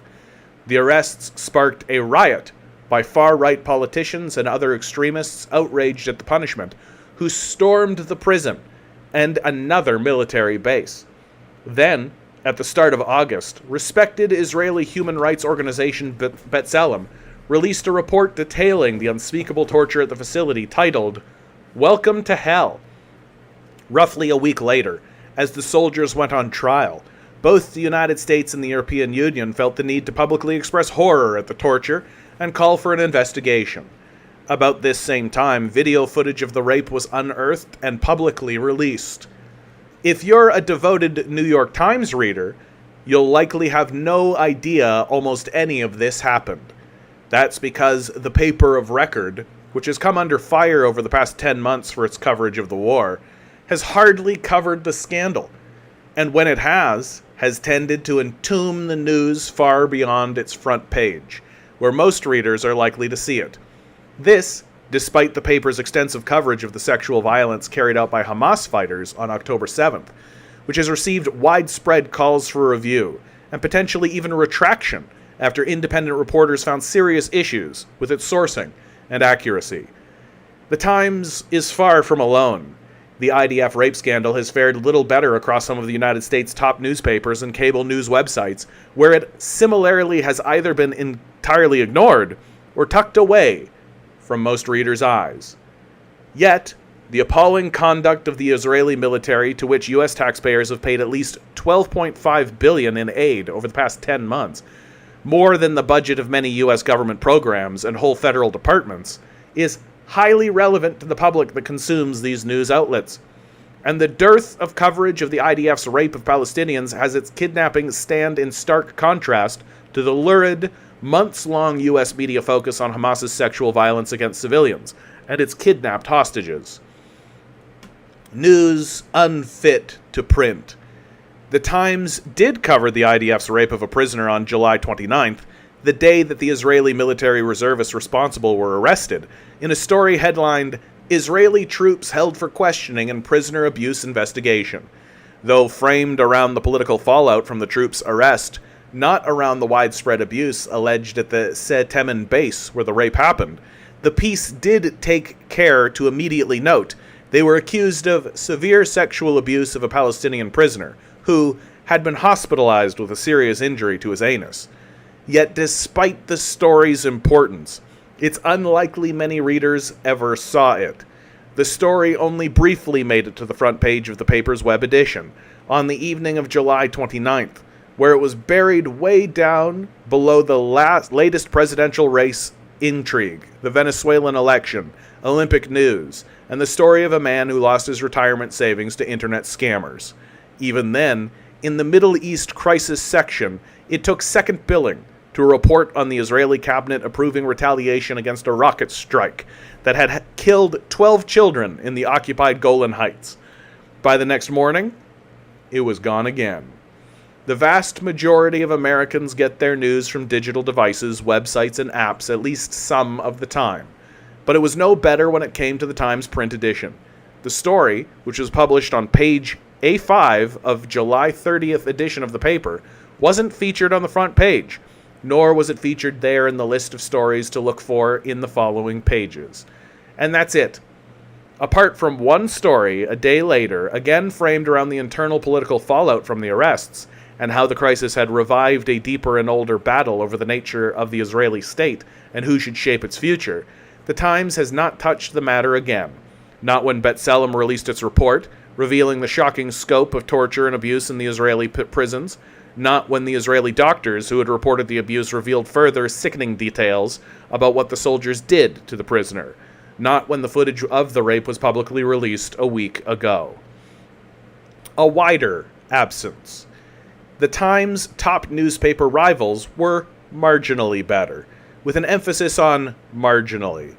The Washington Post's story, which briefly referenced the said Teman rape, was part of this report on Palestinian prisoner mistreatment more broadly, appeared way down on its front page on July 29th, eventually bumped from it in favor of a story on Benjamin Netanyahu's Golan Heights response. The Post also never covered B'Tselem's report, though it was briefly mentioned in an op-ed column for the paper this week, but it did report on the leaked video. The right-leaning Wall Street Journal did a little better. The Journal has covered the story 3 times over in the past 2 weeks, though the reports only appear on the front page twice, and one of those times it was included way, way down under the World section, only the morning after the story was published on July 29th, disappearing by the afternoon of the next day.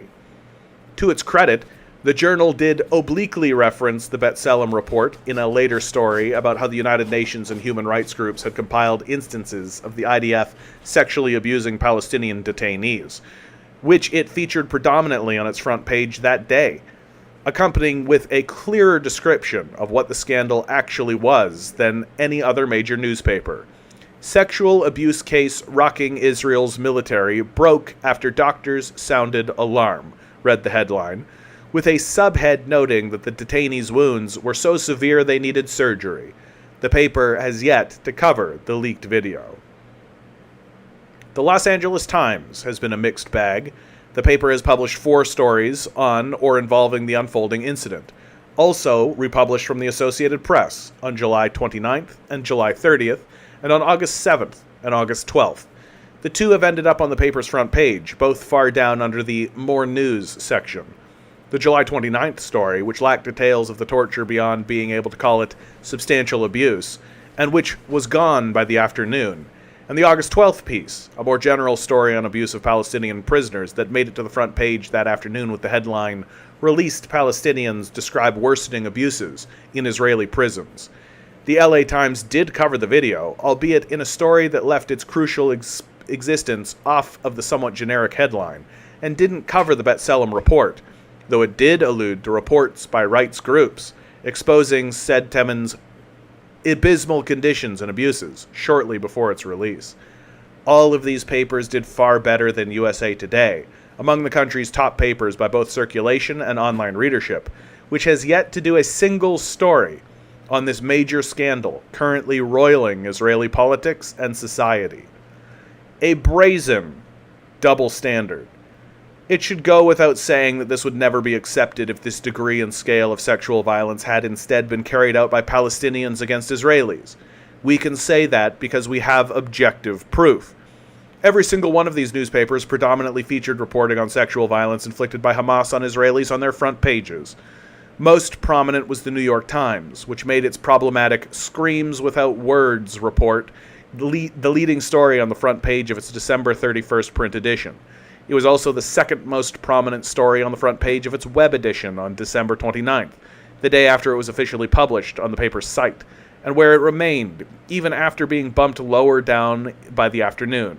Recall that the paper's report on the IDF prison rape controversy last month only briefly appeared way down its front page, and was not so much as referenced on page A1 of its corresponding print edition. While the Times rivals did not re-report that particular story, they did run various pieces on news about sexual violence on October 7th, like a widely covered March 2024 United Nations report that declared there were reasonable grounds to believe Hamas's soldiers were sexually assaulted Israelis on the day, which the Washington Post and LA Times both covered.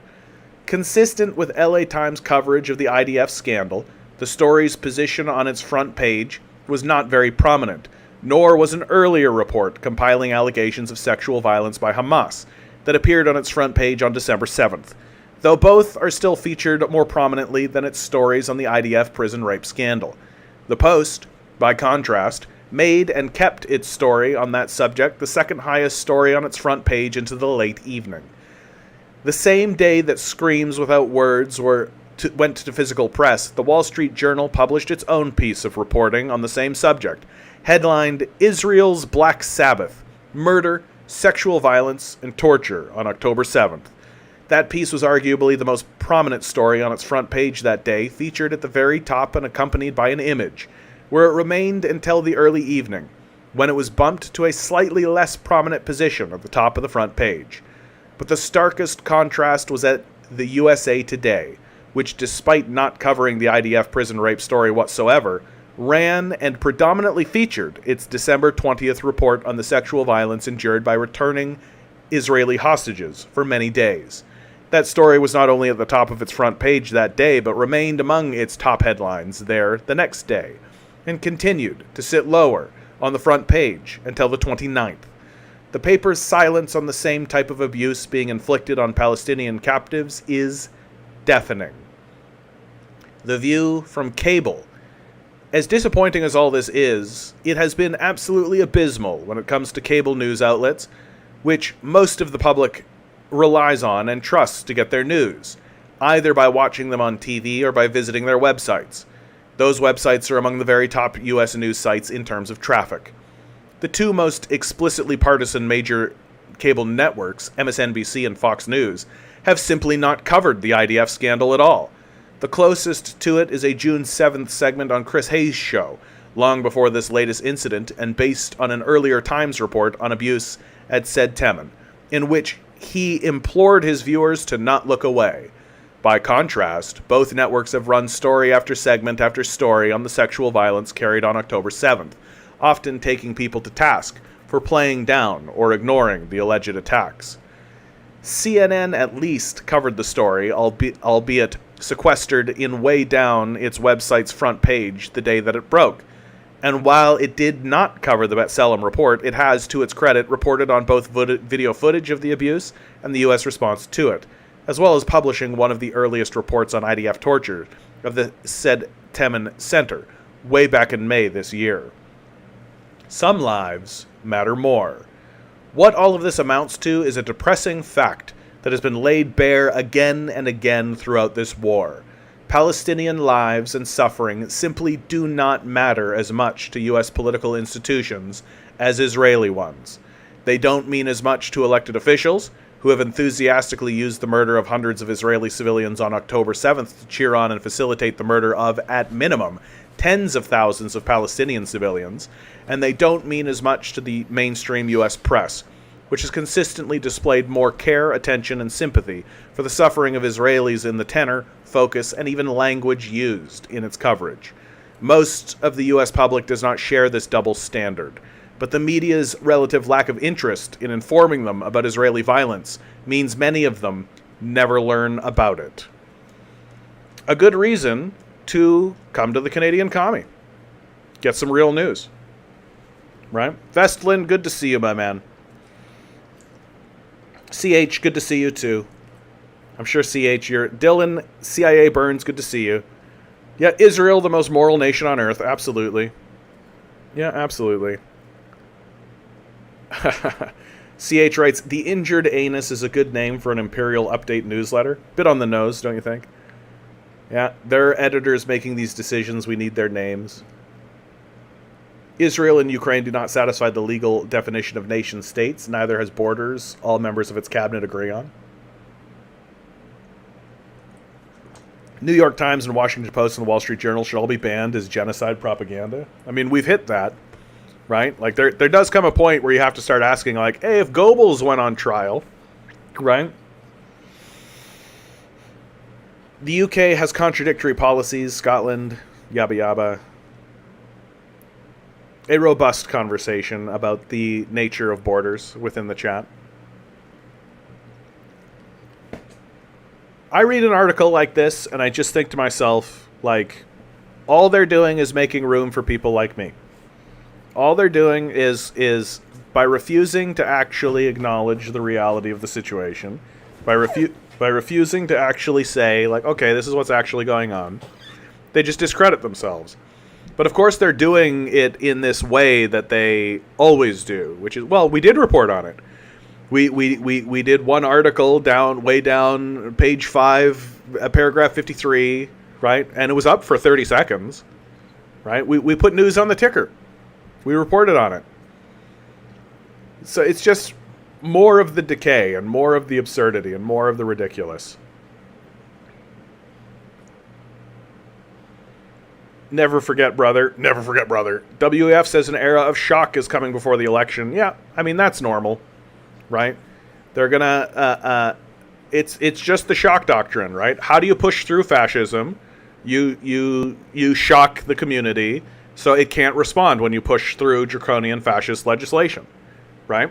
People who are distracted by tragedy, people who are distracted by crisis, can't actually respond. They can't be organized by definition. It's a strategy that works. Naomi Klein wrote a book called The Shock Doctrine where she talks all about it. Right? And it's how these organizations operate. It's how the system of capital organizes itself, and it's how it pushes through a lot of its agenda. Like, make sure that people are distracted, and if you have to shock them in order to get them distracted, then do it.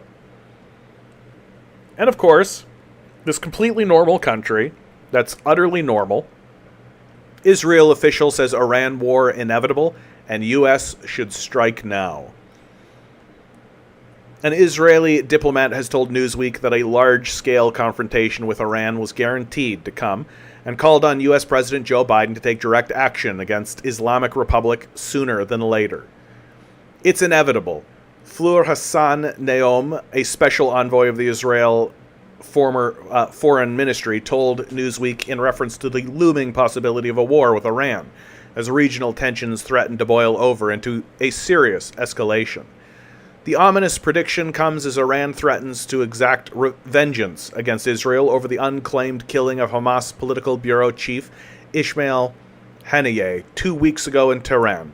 The United States has since scrambled to avoid a major retaliation by pushing both Israeli Prime Minister Benjamin Netanyahu and Hassan's successor, Yair Sinwar, towards a ceasefire to their raging war in Gaza, which is unserious. There's no ceasefire. With a new round of long deadlock talks beginning Thursday, Hassan Naom, former deputy mayor of the disputed holy city of Jerusalem, that sits at the center of the decades-long Israeli-Palestinian conflict, now in the throes of its deadliest crisis, said that Iran's rhetoric has created a very heavy atmosphere in Israel. The anxiety has gotten to the point where she believes Iran and its allies are winning the psychological warfare. It's not just Israel, however. She said the specter of a major Iranian strike appears to be haunting much of the region, including Arab states that Hassan Naom asserted are increasingly on board with a plan to take down the Islamic Republic, even if Israel's ally, the United States, was not. I don't think America has understood that the ultimate goal here has to be regime change in Iran, Hassan Naom said. These people are crazy, eh? Like, these people are just total psychos. Ben writes, I'm not so sure this Iran attack thing is actually going to happen. Yeah, I'm more or less in agreement with you on that, Ben. I think that Iran has shown a remarkable amount of patience, durability, and restraint through this period of the American War on Terror. And I think that they are not going to fly off the handle and do anything that risks their own internal security. I think that they have found a way in order to interact with Israel, and that's through Hezbollah. I think that they have found a balance in regards to their own internal security, but they are very, very well aware that the pit bull of American imperialism is at their borders and is breathing heavily at them. Like when Donald Trump assassinates one of their high-level officials, when their president dies in a plane crash, when diplomats are assassinated within their borders, they see what's going on. They understand what's going on, and so they're not going to do anything in order to risk their own safety. That Iran is in an existential crisis at the highest possible level and has been in that state for decades. So they're not going to trip up now. They're not going to allow the United States to draw, or Israel rather, to draw them into a conflict that will flip back on them and work against their own interests. And of course, Israel is highly invested and highly interested in drawing the United States into a larger conflict, right? That's what they've been doing this entire time. So there's nothing new happening there. Ben writes, if the U.S. gets drawn into it, that combined with the Russia-Ukraine war, it would be a global conflict. I mean, I make the argument that we're already in a global conflict, right? America is funding the Israelis, right? That's a front. They are funding the Azov battalion and neo-Nazis in Ukraine. That's a front. And then if you take a look at the border crisis, that's a front, right? Like the America is launching a global war, and it has three fronts on that war. It's funding all of them. Those fronts could not succeed if not for the American support for them. And so it's already a global conflict. It's just whether or not it's going to escalate to become in front of you or not. That's all. Ben continues, I don't think the Chinese would get drawn into the Middle East, but they may use U.S. involvement there as a cover to liberate Taiwan. You can't liberate something you already have. The relationship between China and Taiwan is somewhat complex, but it's widely understood across the geopolitical spectrum that Taiwan is part of China. That China considers Taiwan to be part of China. Most of the global population considers Taiwan to be part of China. The UN considers Taiwan to be part of China. The sentiment within Taiwan itself is that a status quo be maintained between the two parties. That there is an independence movement that exists within Taiwan, but it's not the majority. And of course, that's what the United States is trying to fuel. And if China moves military troops into Taiwan, it will be because Taiwan declares its independence, which very difficult for me to believe that is a inappropriate response. Like, here, this is going to help in this conversation. Like this is the situation in the in the region right now, right? The map of U.S. military encirclement of China. This shows you the military bases that exist in the Southeast Asian Sea already, right? Throughout Japan, throughout South Korea, throughout the Philippines, right? Throughout the island systems, you can see that there's. So the idea that Taiwan is going to permit a encroachment to their border, if this sounds familiar, right? This all sounds familiar, doesn't it? Doesn't this sound like exactly the same thing as we've been talking about in Russia, between Russia and Ukraine? That the United States is encroaching towards China's border, right? The major difference, and there is a major difference, right, is that Ukraine was technically not part of Russia, right? I shouldn't even say technically. Ukraine had declared its independence in the 90s with the collapse of the Soviet Union, right? So Ukraine was its own independent country. So that's always been the argument of the pro-NATO crowd, that NATO is allowed to encroach into Ukraine because it's an independent country, which of course is bollocks. NATO exists to destroy Russia. So Russia has every reason to feel threatened by NATO. Well, in this case, and with this particular situation, Taiwan is part of China. Even the United States has acknowledged that Taiwan is part of China. That was part of the peace agreement that was reached between Nixon and Mao, right, at the end of Mao's life. And then the transition into Deng. That Taiwan is part of China.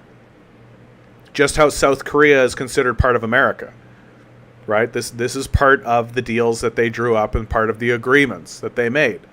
So the Nixon administration said that Taiwan was part of China. And since the Nixon administration, America has considered Taiwan to be part of China. It's only since the Biden administration that suddenly now Taiwan is an independent state pursuing its own independent interests. So suddenly there's this big shift in the way that we are talking about Taiwan. And of course, why is that actually happening? Because Taiwan is one of the major manufacturers of computer chips, right? It is where huge amounts of computer components and computer chips comes out of. And so China wants to maintain control of that. And amongst other reasons, I think there's a huge cultural component to this. The Chinese view Taiwan as a very, very important cultural piece of their history. It is where the rulers of China fled from the communists during the Communist Revolution, and Mao was never able to get to Taiwan because of the Americans and because of American involvement. Truman outright prevented Mao from crossing the Taiwan Strait. And so there's this enormous cultural component. And the idea that China is just going to sit there and allow Taiwan to declare its independence so that the American military can move a military base onto Taiwan. Let's not fuck around with this. Let's not pretend like we live in a land of unicorns and fairy farts where, oh yeah, Taiwan will just be independent and it'll just operate independently. Fuck off. What a dumb thing to think. Taiwan will turn into a United States military base. China's not going to accept that, nor should they. And I think it's ridiculous to believe that they should. So the major difference between what happened between Russia and Ukraine and what's happening between China and Taiwan is that China, as well as most of the world, sees Taiwan as part of China. And so should there be a declaration of independence or should there be some sort of serious action, China is not going to dicker around. Like, this is something that I don't think is well understood. This is something that I really think is not well understood. Is that Russia moved into Ukraine in slow motion. It took Russia a long time to move into Ukraine. That when they finally did move into Ukraine, they did it, but they took a long time mobilizing. They took a long time in negotiations. They took a long time doing this, that, and the other thing, right? The coup that happened in 2014, well, it wasn't until 2022, right? It's literally 8 years. Like, that's a slow motion response. That's Putin and the Russians wringing their hands and saying there's got to be another solution. Where can we find the other solution? Where's the other thing? How can we find a way out of this? Maybe we can negotiate. Okay, what do we do? Maybe we can find another way out of this until finally, okay, there isn't another solution. We've got to pull the trigger. Let's go. Right? Like, that's how that went. And when they finally did pull the trigger, they pulled the trigger. But it took them 8 years. Taiwan is not going to be 8 years. It is not going to be a coup happens or some kind of independence movement is declared or something like that, and then 8 years later there's a response. So the day it happens, China is going to respond, and it's going to respond in full force. And I don't think the Americans are prepared for it. I don't think that they really understand what they're getting themselves into. Not really. Like, the Americans talk a big game. Their game is always shock and awe, right? That's the basis of their whole game, is shock and awe. I've read some reports that say they're going to fill the zone with drones and unmanned submarines and all this kind of stuff, as if the Chinese are not prepared for this stuff. And the major difference between China and China's military forces and something like Russia's military forces is that China has been preparing for this moment since 1949, if not earlier. China, every single time China has modernized its military, every single time it talks about increasing its military capacity, it is absolutely first and foremost thinking, get to Taiwan. That Taiwan is absolutely 100% the objective every single time they think about it. They run drills, they run strategies, they have big communications about it, they have big thoughts about it. And more importantly, I just think that the organizational structure of the CCP is stronger than the American military structure. That the American military structure just operates on this cowboy-esque, go in there with full force, bravado, nobody really knows what's going on, chaos strategy. It's not how China operates. And I think it's going to shock the shit out of a lot of people. We keep hearing from the American press and we keep hearing from the American military that we're running out of time. We're running out of time. It's not going to be too much longer. We're running out of time. Well, why are we running out of time? Why are we running out of time? We're running out of time because China's technological ability is beginning to supersede America's. That China is the industry leader in things like quantum computing, in things like solar energy. It is the industry leader. And if you think they're not using all of that technology in their military, you're fucking joking yourself. And it isn't going to be too much longer until you can send whatever you like at China. They've got computers that are so fast that they can just take your shit over. Like, the fear, like, the military has been articulating for a while now that the system of capital is not actually capable of research and development. It doesn't actually do research and development. No capitalist wants to invest in research and development. And so the Chinese understand that their way out of this, that their way forward, is through research and development. And so what have they done? The CCP has grabbed millions of people, erected entire institutions, thrown them into rooms with resources, and said, do research and development. We don't care if we lose a bunch of money doing it. Who gives a shit? Figure some shit out. Do some research. Like, there's a reason why the major breakthroughs that are happening in the world are happening in China. And it's because the CCP is doing it on purpose. And should a conflict arise between the United States and China in Taiwan, I think China's going to come out ahead.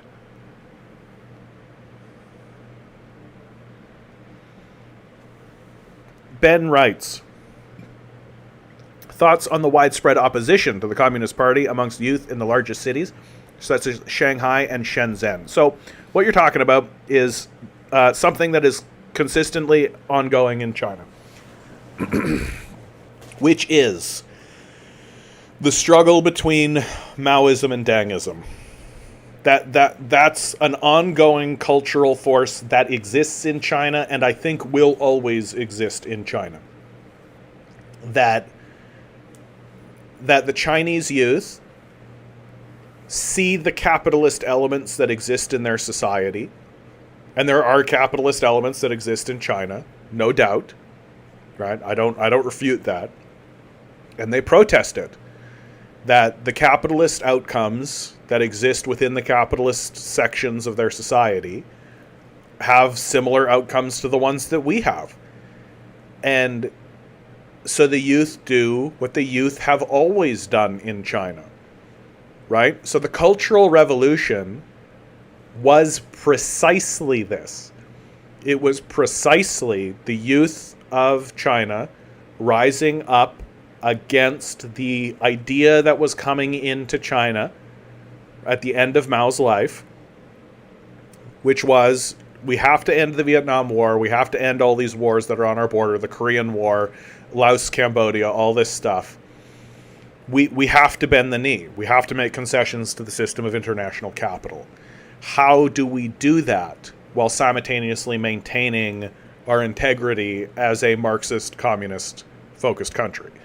That was the conversation that started to happen in China on the lead up to the Cultural Revolution. The response to this, which was a conversation that was happening within the Chinese Communist Party, as well as within the schools of China, right? They were talking about this. This was their politics. How do we capitulate to Western capital while maintaining our integrity? That's the conversation. And the response from the youth is to have rebellions and to have uprisings and to make demonstrations, right? We don't want to capitulate. We will continue fighting. We will always fight the imperial Westerners. We will always fight. And when that happened, Mao grabbed hold of that energy and caused and created what he called the Cultural Revolution, which was largely carried out by his wife and the Gang of Four. And the Cultural Revolution was, and it makes sense that Mao would do so. Mao's not going to bend the knee to capital. He's literally spent his whole life fighting against imperialists and capitalists and throwing them out and creating the PRC. His last act as leader is not going to be to bend the knee, right? And so he joins the rebellion, basically. He purges the CCP of what he calls bourgeois elements, including Deng Xiaoping, by the way. And then once he dies, all of the communists that are purged from the Communist Party during that time are reinstated, which gives you a sense that everybody sort of understood that was the trajectory of how things were going to go. I think everybody understood what was going on. Everybody understood that Mao was not going to capitulate, but that capitulation was necessary. And in fact, even Mao understood that capitulation was necessary because he met with Nixon. Like, everybody knew that it was going to happen, but nobody liked it and nobody wanted it to happen. And so there's this tension. There's a tension between the realities of what is going on in the country. How do we maintain peace? How do we make it so these imperialists don't go to war with us, right? While simultaneously a desire and a longing to pursue the Marxist communist line. And you can see that in the Cultural Revolution. Okay. Deng ascends to power, right? So Deng ascends to power, begins the process of what he calls opening up, which is allowing foreign capital into China, right, in a more controlled manner, because the concern is always that they're going to return to the 100 years of humiliation. The capitalists will take over again and begin the process of humiliating China as they did in the past. But this time, the CCP has power. They are the ruling party. They also own the banks, and they also own the resources. And so there's a negotiation that happens there. Well, this all leads to the Tiananmen Square protests, what we might call here in the West the Tiananmen Square massacre, even though there's a lot of debate surrounding that. So the Tiananmen Square protests are the same exact thing that happened in the Cultural Revolution. It's the new generation of youth looking at these capitalist reforms and looking at the capitalists coming in and seeing the capitalist elements in their society and protesting it. Deng Xiaoping ends up resigning because of it. He steps down, even though he handpicks the next predecessor. And so now the new generation has shown up. We have a new generation. And now that the negotiation between the capitalist elements and the Marxist elements has kind of reached an impasse. There's like a concreteness to their positions, and the CCP has a plan moving forward. But the new generation has shown up, and the new generation is protesting the system of capital and saying, we want more. Push on the Marxist lens more. We want more Marxism, right? Just like the Tiananmen Square protesters, just like the protesters during the Cultural Revolution. And I suspect that will continue happening, because in China, there is a tension that exists between the country's desire and the party's desire to continue moving the society towards the Marxist, socialist, communist position, while also needing to negotiate with the system of imperialist capital. So it's that tension that spawns protests. And those protests usually do move the party further towards the left, the communist line, right? Because the concern amongst the populace, and I think it's not an illegitimate concern, I think that it is a legitimate concern, is that the party will disconnect from the needs of the worker, and that the party will begin following the capitalist line. Maybe not intentionally, but will eventually the party will succumb to the forces of capital and begin having a positive position towards the forces of capital. And so these protesters show up specifically in order to remind them that we aren't actually happy with this. We don't consider this to be the end of history. We don't consider this to be finished. We're showing up to remind you that there's more work to be done, and we're not pleased. And I think that they're right to do so. I think every nation has the right to protest their leadership, and I think that those protesters are showing up just as the protesters did for the Cultural Revolution, just how the protesters showed up to the Tiananmen Square protests. I think that this is a new brand of protests that are showing up, and they are following exactly the same cultural line, exactly the same position, with exactly the same point, that we don't care about the dealing with the system of imperialist capitalism and all of this.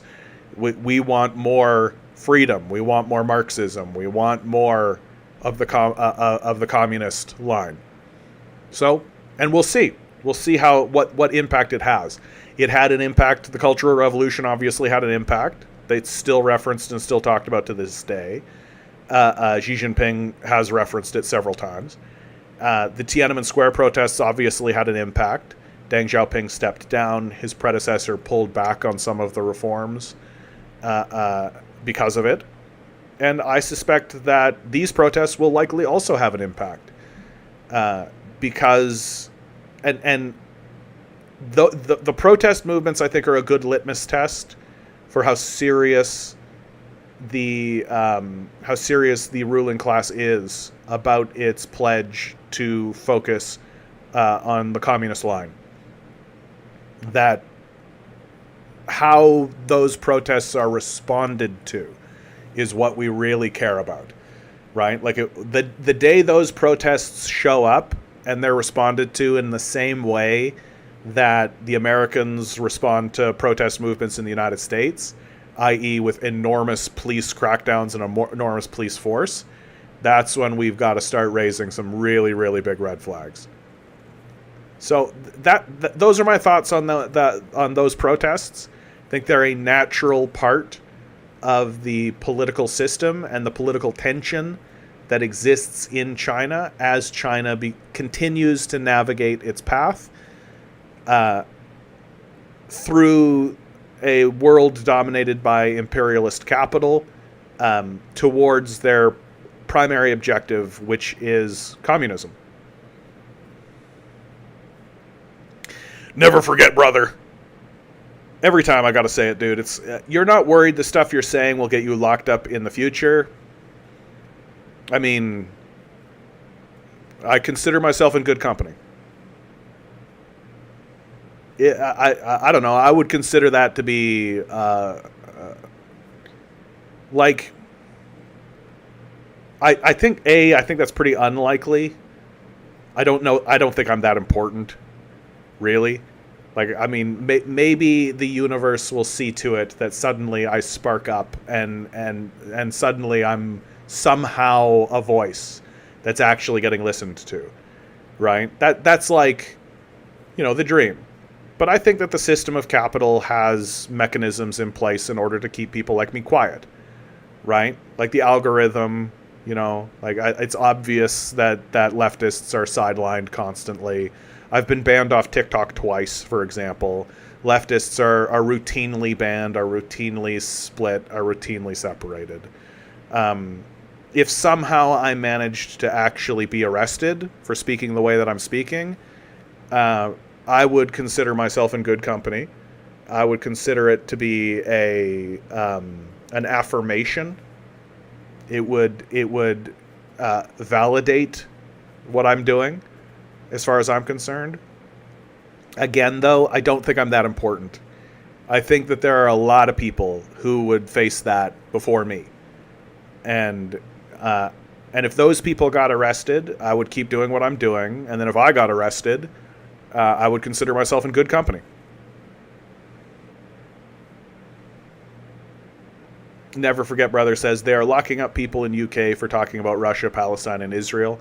The reins are tightening. I don't think we're far off now. Yeah, we'll see. We'll see. That's all. I'm not afraid of it. Like, I'm not afraid of it. I'm not... No, I'm just not afraid of it. Like, we are temporary beings, temporarily inhabiting these shells that we're in. Like, more specifically, let me be as specific as possible. We are an eternal being that are inhabiting temporary shells in order to articulate our eternal existence.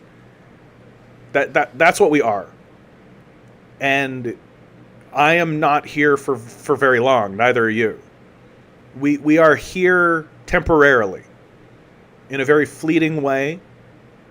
And the only thing that we are here to do that has any validity at all is to articulate our experiences to the eternal.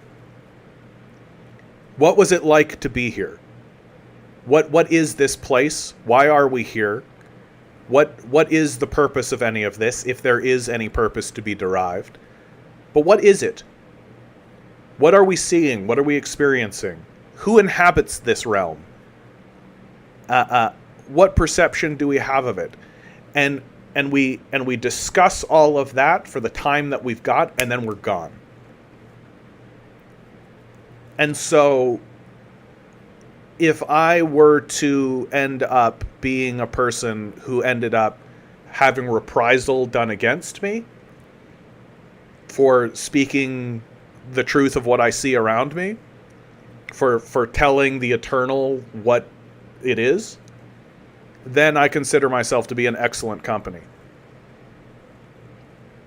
That, and I'm not afraid of it, because there's no escape hatch. We all know where this goes. And so I'm trying to do right by my creator. And I'm trying to increase the likelihood that this place becomes more suitable. To the best of my abilities, which in truth is not... I don't have much power. I don't have much. And so I use what I have. And really, the more I dwell on it, the more I think of it, my task in all of this is just to keep doing what I'm doing. Keep speaking. Keep trying to spread the message out as best as I possibly can, as the single individual that exists. And that at the end of the day, the real power in the conversation doesn't lie with me. It lies with the zeitgeist. It lies with all of you. It lies with all of you and all of the voices and all of the thoughts and all of the ears and brains that exist out in the world. And that should I suddenly gain any kind of prominence, and should I suddenly escalate to a point where anybody looks at me and says, "Oh, I know who this guy is," right? Then I consider that to be out of my hands. That is ultimately the universe responding to a part of itself. That I speak to the universe and the universe speaks back. And I don't have control of it. And so here I am, doing the bidding of my creator, because I think that what I'm doing is right. I think that what I'm doing is true. I think that what I'm doing is what I would want other people to do for me. To smash through the delusions, to smash through the falseness, to smash through the narrative. What guys like Andrew Tate call to break out of the matrix. Although their idea of breaking out of the matrix is to do capitalism harder, so. In the hopes that at some point, someone will look and see and think,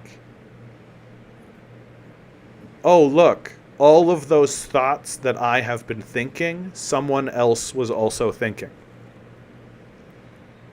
All of the perspectives that I have been holding, someone else held those perspectives and held those thoughts. I am not alone. I am not isolated. I am not crazy. And the more and more that grows, and the more and more people begin to see that you are not alone in the way that you think about the world, and you are not alone in the experiences that you're having, and that it is to the benefit of the religious ideology of capital to keep you isolated and keep you alone and keep you separated, and to keep you in this position of believing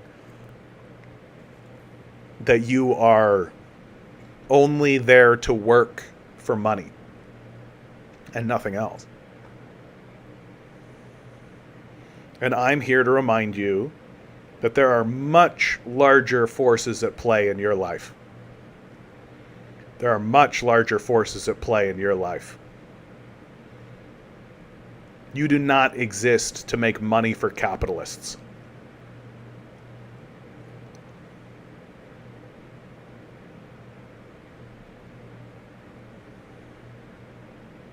Ben writes, do you ever smoke weed, John? Not so much anymore.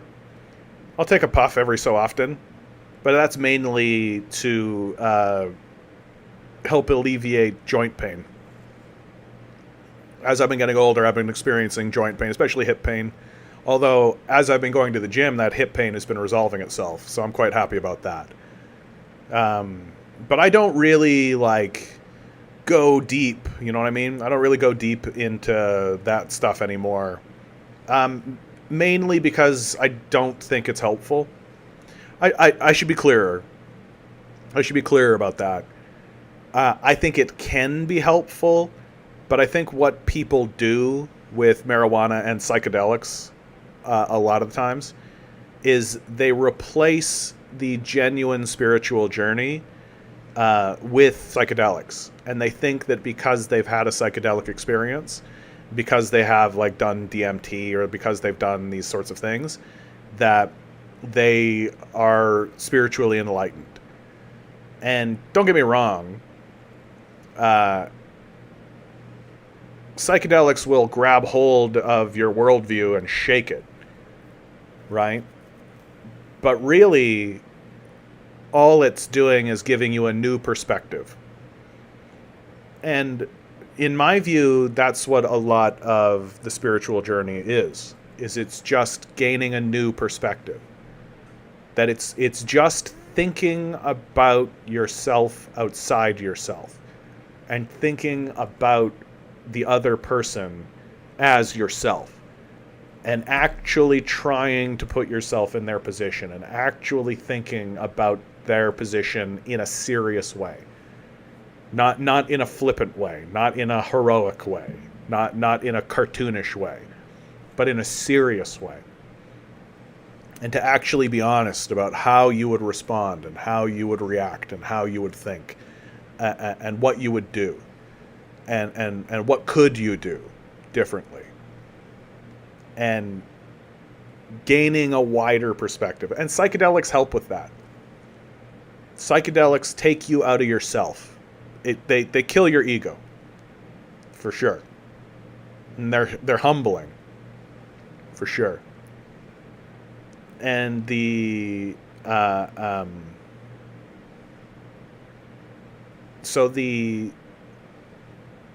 but I do think, and I think this way about alcohol as well, I do think that a lot of these drugs end up being